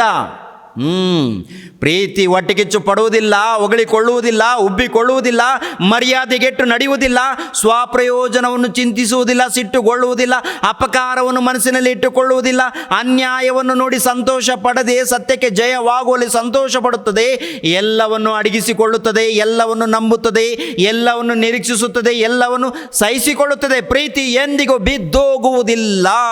ಅಂದರೆ ಯೇಸು ಕ್ರಿಸ್ತರಲ್ಲಿ ನೀನಿದ್ರೆ ಶಾಶ್ವತವಾಗಿರ್ತೀಯ. ಒಂದು ವೇಳೆ ಈ ದೇಹ ಮುಗಿದ್ರು ಸತ್ತೋದ್ರು ನಿತ್ಯ ಜೀವವನ್ನು ನೀನು ಪಡ್ಕೊಳ್ತೀಯ. ಆ ನಂಬಿಕೆ ನಿನಗಿದೆಯಾ ಸಹೋದರ? ಆ ನಂಬಿಕೆ ನಿನಗಿದೆಯಾ? ಇರಬೇಕು, ಮತ್ತೆ ಇರಬೇಕು. ಹೇಳಿದನಲ್ವಾ, ಅವರ ಸಂತಾನ ಅಂದರೆ ನೂತನ ಸೃಷ್ಟಿಯಲ್ಲಿ ಕ್ರಿಸ್ತನ ರಾಜ್ಯದಲ್ಲಿ ಇದ್ದವರಲ್ಲಿ, ನೂತನ ಆಕಾಶ ಮಂಡಲದಲ್ಲಿ, ನೂತನ ಭೂಮಂಡಲದಲ್ಲಿ ಇದ್ದಂಥ ವಾಕ್ಯದ ಪ್ರಕಾರ ಜೀವಿಸೋರಿಗೆ ಹೇಳಿದ್ದಾನೆ ಮಾತು. ನಾವು ಬರ್ತಾ ಇದ್ದೀವಿ, ಹೋಗ್ತಾ ಇದ್ದೀವಿ, ನಾವು ಕೂಡ ಅದರಲ್ಲಿ ಸೇರಿಸಲ್ಪಟ್ಟಿದ್ದೀವಿ, ಮತ್ತೆ ಹೊರಗಡೆ ಹೋಗ್ತೀವಿ ಅಂದರೆ ಇವನು 2 ದೋಣಿಯಲ್ಲಿ ಹೆಜ್ಜೆ ಹಾಕಿ ನಡೀತಾ ಇದ್ದಾನೆ. 2 ದೋಣಿಯಲ್ಲಿ. ಲೋಕ ಬೇಕು ದೇವ್ರು ಬೇಕಂತಾನೆ ಇವನು. ಲೋಕ ಬೇಕು ದೇವ್ರು ಬೇಕಂದರೆ ಪರಲೋಕ ಹೆಂಗಪ್ಪ ಪಡ್ಕೊಳ್ತೀಯಾ? ಸೈತಾನ ಒಪ್ಪಿಕೊಳ್ತಾನೆ, ದೇವ್ರು ಒಪ್ಪಿಕೊಳ್ಳೋದಿಲ್ಲ. ಸೈತಾನ ಏನಂತಾನೆ ಗೊತ್ತಾ? ಹೋಗು ಮಗನೇ, ವಾರಕ್ಕೊಂದು ಸಾರಿ ಪ್ರಾರ್ಥನೆಗೆ ಹೋಗು, ಮತ್ತೆ ಬಾ ಹೊರಗಡೆ, ಮತ್ತೆ ಬಾ, ನನ್ನ ಪ್ರಕಾರ ಬಾ. ಕುಡಿತೀಯ ಕುಡಿ, ಇನ್ನೇನು ತಪ್ಪು ಮಾಡ್ತೀಯ ಮಾಡು, ಸುಳ್ಳು ಹೇಳ್ತೀಯ ಸುಳ್ಳು ಹೇಳು, ವ್ಯಭಿಚಾರ ಮಾಡ್ತೀಯ ಮಾಡು, ಪರವಾಗಿಲ್ಲ, ನೀನು ನನ್ನ ಮಗನು. ವಾರಕ್ಕೊಂದು ಸಾರಿ ಹೋಗಿ ಬಂದ್ಬಿಡು, ನಾಟಕ ಮಾಡು, ಇದು ದೊಡ್ಡ ಕೆಲಸನಾ? ನಿಮ್ಮ ಬೋಧಕ ಇರ್ತಾನೆ, ನಿಂತ್ಕೊಳ್ಳಂದ್ರೆ ನಿಂತ್ಕೋ, ಕೂತ್ಕೊಂಡ್ರೆ ಕೂತ್ಕೋ, ಅಲ್ಲಲ್ಲಿ ಅಂದ್ರೆ ಅಲ್ಲಲ್ಲಿ ಅಂದ್ಬಿಡು, ಏನು ಸ್ವಲ್ಪ ಪರ್ಸಲ್ಲಿರುವಂಥ ಕಾಣಿಕೆ ತೆಗೆದು ಕೊಟ್ಬಿಡು, ಆಶೀರ್ವಾದ ಮಾಡ್ತಾನೆ, ಮಾಯ ಬಂದ್ಬಿಡು. ಹೇಗಿದೆ ನಮ್ಮ ಜೀವನ? ಇಲ್ಲಂತೀರಾ? ಪ್ರಪಂಚ ದೇಶದಲ್ಲಿ ದೊಡ್ಡ ನಟನೆಗಾರರು ಯಾರಾದರೂ ಇದ್ದಾರಂದರೆ ಸಿನಿಮಾ ಆ್ಯಕ್ಟ್ರ್, ಅವ್ರದ್ದು ಬೇರೆ ದುಡ್ಡುಗೋಸ್ಕರ. ನಾವು ದೇವರನ್ನೇ ಮೋಸ ಮಾಡ್ತಾ ಇದ್ದೀವಿ. ಯಾರನ್ನ? ನಮಗೋಸ್ಕರ ಪ್ರಾಣತ್ಯಾಗ ಮಾಡಿದ್ದಾರಲ್ವ ರೀ, ರಕ್ತ ಸುರಿಸಿದ್ದಾನಲ್ಲ, ನಮಗೋಸ್ಕರ ಬಲಿಯಾಗಿದ್ದಾನಲ್ಲ ಪ್ರಭು. ಆ ಪ್ರಭುಗೆ ನೀವು ಅನ್ಯಾಯ ಮಾಡ್ತಾ ಇದ್ದೀರಾ. ಪ್ರಭುಗೆ ಅನ್ಯಾಯ ಮಾಡ್ತಾ ಇದ್ದೀರಾ, ಕಣ್ಣೀರು ತರಿಸುವಂತೆ ಮಾಡ್ತಾ ಇದ್ದೀರಾ. ಬದುಕುಗಳು ಸರಿಯಿಲ್ಲ, ಸರಿ ಮಾಡ್ಕೋಬೇಕು. ನೂತನ ಸೃಷ್ಟಿಯಲ್ಲಿ ಅವರ ಸಂತಾನಕ್ಕೆ ಘೋರ ವ್ಯಾಧಿ ತಗೊಳ್ಳೋದಿಲ್ಲ ಅಂದರೆ ಅದರಲ್ಲಿ ಇದ್ದವರಿಗೆ ವಾಕ್ಯದ ಪ್ರಕಾರ ಇರಬೇಕು. ವಾಕ್ಯದ ಪ್ರಕಾರ ಇದ್ದವರು ತಪ್ಪು ಮಾಡೋದಿಲ್ಲ. ವಾಕ್ಯವನ್ನು ಬಿಟ್ಟರೆ ಅವನು ತಪ್ಪು ಮಾಡ್ತಾನೆ. ಸರಿ ಮಾಡ್ಕೊಳ್ಬೇಕು. ಒಂದು ವೇಳೆ ನಡೆದರೆ ಸರಿ ಮಾಡಿಕೊಂಡು ಹೋಗಬೇಕು ಮುಂದೆ. ಆನಂತರ ಇನ್ನೊಂದು ಮಾತು ಏನಂತ ಹೇಳಿದ್ದಾರೆ? ಅವರು ಆಶೀರ್ವಾದ ಹೊಂದಿದ ಸಂತಾನವಷ್ಟೇ. ಒಂದು ಕಾಲದಲ್ಲಿ ಶಾಪ ಹೊಂದಿದ್ದಾರೆ.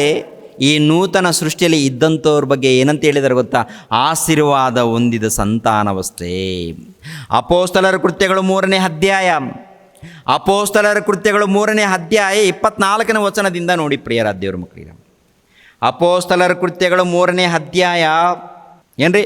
ಎಲ್ಲರೂ ಅಂದರೆ ನಿಜವಾಗ್ಲೂ ಅದರಲ್ಲಿ ಯಾವುದರಲ್ಲಿ? ನೂತನ ರಾಜ್ಯದಲ್ಲಿ ಕ್ರಿಸ್ತನ ಸಭೆಯಲ್ಲಿ ಇದ್ದು ವಾಕ್ಯದ ಪ್ರಕಾರ ಬದುಕೋರಿಗೆ ಹೇಳಿದ್ದಾರೆ. ನಟನೆ ಮಾಡೋರಿಗೆಲ್ಲ, ವಾಕ್ಯದ ಪ್ರಕಾರ ಬದುಕುವಂಥ ಪ್ರತಿ ವಿಶ್ವಾಸಿಗಳಿಗೆ, ಪ್ರತಿ ಭಕ್ತರಿಗೆ ಹೇಳುವಂಥ ಮಾತು.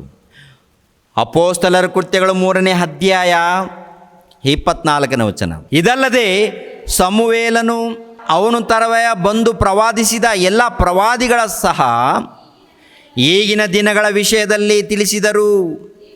ನೀವು ಪ್ರವಾದಿಗಳ ಶಿಷ್ಯರು, ದೇವರು ನಮ್ಮ ಪಿತೃಗಳ ಸಂಗಡ ಮಾಡಿಕೊಂಡ ಒಡಂಬಡಿಕೆಗೆ ಬಾಧ್ಯರೂ ಆಗಿದ್ದೀರಿ. ಆತನು ಅಬ್ರಹಾಮನಿಗೆ ನಿನ್ನ ಸಂತತಿಯ ಮೂಲಕ ಭೂಲೋಕದ ಎಲ್ಲ ಕುಲದವರಿಗೂ ಆಶೀರ್ವಾದ ಉಂಟಾಗುವುದು ಎಂದು ಹೇಳಿ ಆ ಒಡಂಬಡಿಕೆಯನ್ನು ಮಾಡಿಕೊಂಡನಲ್ಲ. ಮೊದಲು ನಿಮಗಾಗಿಯೇ ದೇವರು ತನ್ನ ಸೇವಕನನ್ನು ಏರ್ಪಡಿಸಿ ಈತನು ನಿಮ್ಮಲ್ಲಿ ಪ್ರತಿಯೊಬ್ಬನನ್ನು ಅವನವನ ಕೆಟ್ಟ ನಡತೆಗಳಿಂದ ತಿರುಗಿಸಿ ನಿಮ್ಮನ್ನು ಆಶೀರ್ವದಿಸಬೇಕೆಂದು ಆತನನ್ನು ಕಳಿಸಿಕೊಟ್ಟಿದ್ದಾನೆ ಎಂದು ಹೇಳಿದನು. ನಿಮ್ಮನ್ನು ಆಶೀರ್ವದಿಸೋದಕ್ಕೆ ಪ್ರಭು ಬಂದಿದ್ದಾನೆ. ಪ್ರಭು ಬಂದು ಮೊಟ್ಟ ಮೊದಲು ಇಸ್ರಾಯೇಲರನ್ನು ಆಶೀರ್ವಾದ ಮಾಡಿದ್ದಾನೆ. ಅಂದರೆ ದೇವರ ಮಕ್ಕಳಾಗಿರುವಂಥ ಪ್ರತಿ ಭಕ್ತರನ್ನು ಆಶೀರ್ವಾದ ಅಂದರೆ ಎಲ್ಲರಿಗೂ ಆಶೀರ್ವಾದ ಕೊಟ್ಟಿದ್ದಾನೆ. ಆದರೆ ಆಶೀರ್ವಾದ ಪಡ್ಕೊಂಡವರು, ಆ ಆಶೀರ್ವಾದದಲ್ಲಿ ಸೇರಿಕೊಂಡವರು, ಪಡ್ಕೊಂಡವರು ಸ್ವಲ್ಪ ಮಂದಿ ಇದ್ದಾರೆ. ಆ ಸ್ವಲ್ಪ ಮಂದಿಯಲ್ಲಿ ಅಪೊಸ್ತಲರು ಕಾಣ್ತಾರೆ, ಸ್ವಲ್ಪ ಮಂದಿ ಕ್ರೈಸ್ತರು, ಸ್ವಲ್ಪ ಮಂದಿ. ಅವ್ರ ಮೂಲಕ ನೋಡುವಾಗ ಪ್ರಿಯರಾದ ದೇವರ ಮಕ್ಕಳಿಗೆ ಮತ್ತು ಸುವಾರ್ತೆ ಎಲ್ಲರಿಗೂ ಹೋಗುತ್ತೆ, ಎಲ್ಲರ ಬಳಿಯಲ್ಲಿ ಈ ಆಶೀರ್ವಾದ ಹರಡುತ್ತೆ. ಈ ಆಶೀರ್ವಾದ ಹರಡಿದಾಗ ಅದರಲ್ಲಿ ಸ್ವಲ್ಪ ಮಂದಿ ಈ ಆಶೀರ್ವಾದವನ್ನು ಸ್ವೀಕರಿಸ್ತಾರೆ ಪ್ರಿಯರೇ. ಅಂದರೆ ದೇವರ ವಾಕ್ಯವು ಎನ್ನುವಂಥದ್ದು ಬಂದಾಗ ಅದು ಆಶೀರ್ವಾದ ಬಂದಿದೆ, ಆಶೀರ್ವಾದ ನಿನ್ನ ಮನೆಗೆ ಬಂದಿದೆ, ಬಂದ ನಂತರ ಅದನ್ನು ಸ್ವೀಕರಿಸಿದರೆ ನಿನ್ನ ಬಳಿಯಲ್ಲಿರುತ್ತೆ. ಸ್ವೀಕರಿಸಿದ ನಂತರ ವಾಕ್ಯಕ್ಕೆ ವಿಧೇಯರಾದರೆ ಆತ್ಮಿಕವಾದಂಥ ಆಶೀರ್ವಾದ ಸಂಪೂರ್ಣವಾಗಿ ನಿನ್ನ ಮೂಲಕ ನೆರವೇರುತ್ತೆ. ಇನ್ನೊಂದು ಮಾತನ್ನು ಕೂಡ ನೋಡೋಣ. ಇನ್ನೊಂದು ಮಾತು, ಗಲಾತ್ಯದವರಿಗೆ ಬರೆದ ಪತ್ರಿಕೆ 3ನೇ ಅಧ್ಯಾಯ 13ನೇ ವಚನ. ಗಲಾತ್ಯದವರಿಗೆ ಬರೆದ ಪತ್ರಿಕೆ 3ನೇ ಅಧ್ಯಾಯ 13ನೇ ವಚನ, 13-14. ಅಬ್ರಹಾಮನಿಗೆ ಉಂಟಾದ ಆಶೀರ್ವಾದವು ಕ್ರಿಸ್ತ ಯೇಸುವಿನಲ್ಲಿ ಅನ್ಯ ಜನರಿಗೂ ಉಂಟಾಗುವಂತೆಯೂ ದೇವರು ವಾಗ್ದಾನ ಮಾಡಿದ ಆತ್ಮನು ನಮಗೆ ನಂಬಿಕೆಯ ಮೂಲಕ ದೊರಕುವಂತೆಯೂ ಕ್ರಿಸ್ತನು ನಮ್ಮ ನಿಮಿತ್ತ ಶಾಪವಾಗಿ ಧರ್ಮಶಾಸ್ತ್ರದಲ್ಲಿ ಹೇಳಿರುವ ಶಾಪದೊಳಗಿಂದ ನಮ್ಮನ್ನು ಬಿಡಿಸಿದನು. ಅಂದರೆ ಅಂಧಕಾರದ ದೊರೆತನದಿಂದ ಬಿಡಿಸಿದ್ದಾನಂತೆ. ಯಾರನ್ನು? ಟೋಟಲ್ ಪ್ರಪಂಚ ದೇಶದಲ್ಲಿದ್ದಂಥ ಪ್ರತಿ ಮನುಷ್ಯನು ಅಂಧಕಾರದ ದೊರೆತನದಲ್ಲಿದ್ದಾನೆ. ಅಂಧಕಾರದ ದೊರೆತನದಲ್ಲಿ ಇದ್ದಂಥ ಮನುಷ್ಯರನ್ನು ಕರೀತಾ ಇದ್ದಾನೆ ದೇವರ ವಾಕ್ಯದ ಮಕ್ಕಳು. ಯಾರು ಆತನ ಮಾತನ್ನು ಕೇಳಿ ಬರ್ತಾರೋ ಅವರಿಗೆ ಆತ್ಮಿಕವಾದಂಥ ಆಶೀರ್ವಾದ ಬರುತ್ತೆ. ಮತ್ತು ಆತ್ಮಿಕವಾದಂಥ ಆಶೀರ್ವಾದವನ್ನು ಪಡ್ಕೊಂಡವರು ಭೂಲೋಕದಲ್ಲಿ ದೇವರ ನಿಮಿತ್ತವಾಗಿ ಪ್ರಯಾಸ ಪಡ್ತಾರೆ, ಕ್ರಿಸ್ತನ ಸುವಾರ್ತೆಗೋಸ್ಕರ ಪ್ರಯಾಸ ಪಡ್ತಾರೆ, ಅಭಿವೃದ್ಧಿ ಮಾಡ್ತಾರೆ. ಈ ಜೀವಿತ ಕಾಲವನ್ನು ಮುಗಿಸ್ಕೊಂಡು ನಿತ್ಯ ಲೋಕದಲ್ಲಿ ಸೇರೋದಕ್ಕೆ, ಅಂದರೆ ಪರಲೋಕವನ್ನು ಪಡ್ಕೊಳ್ಳೋದಕ್ಕೆ ತಮ್ಮ ಜೀವಿತವನ್ನು ಮುಗಿಸ್ಕೊಂಡು ಹೋಗ್ತಾರೆ ಪ್ರಿಯರೇ. ಆಶೀರ್ವಾದ ಅಂದರೆ ಅದು ಭೌತಿಕವಾದಂಥದ್ದಲ್ಲ. ಭೌತಿಕವಾದಂಥದ್ದು ಇರ್ಬೋದು, ಇಲ್ಲದೆ ಇರ್ಬೋದು.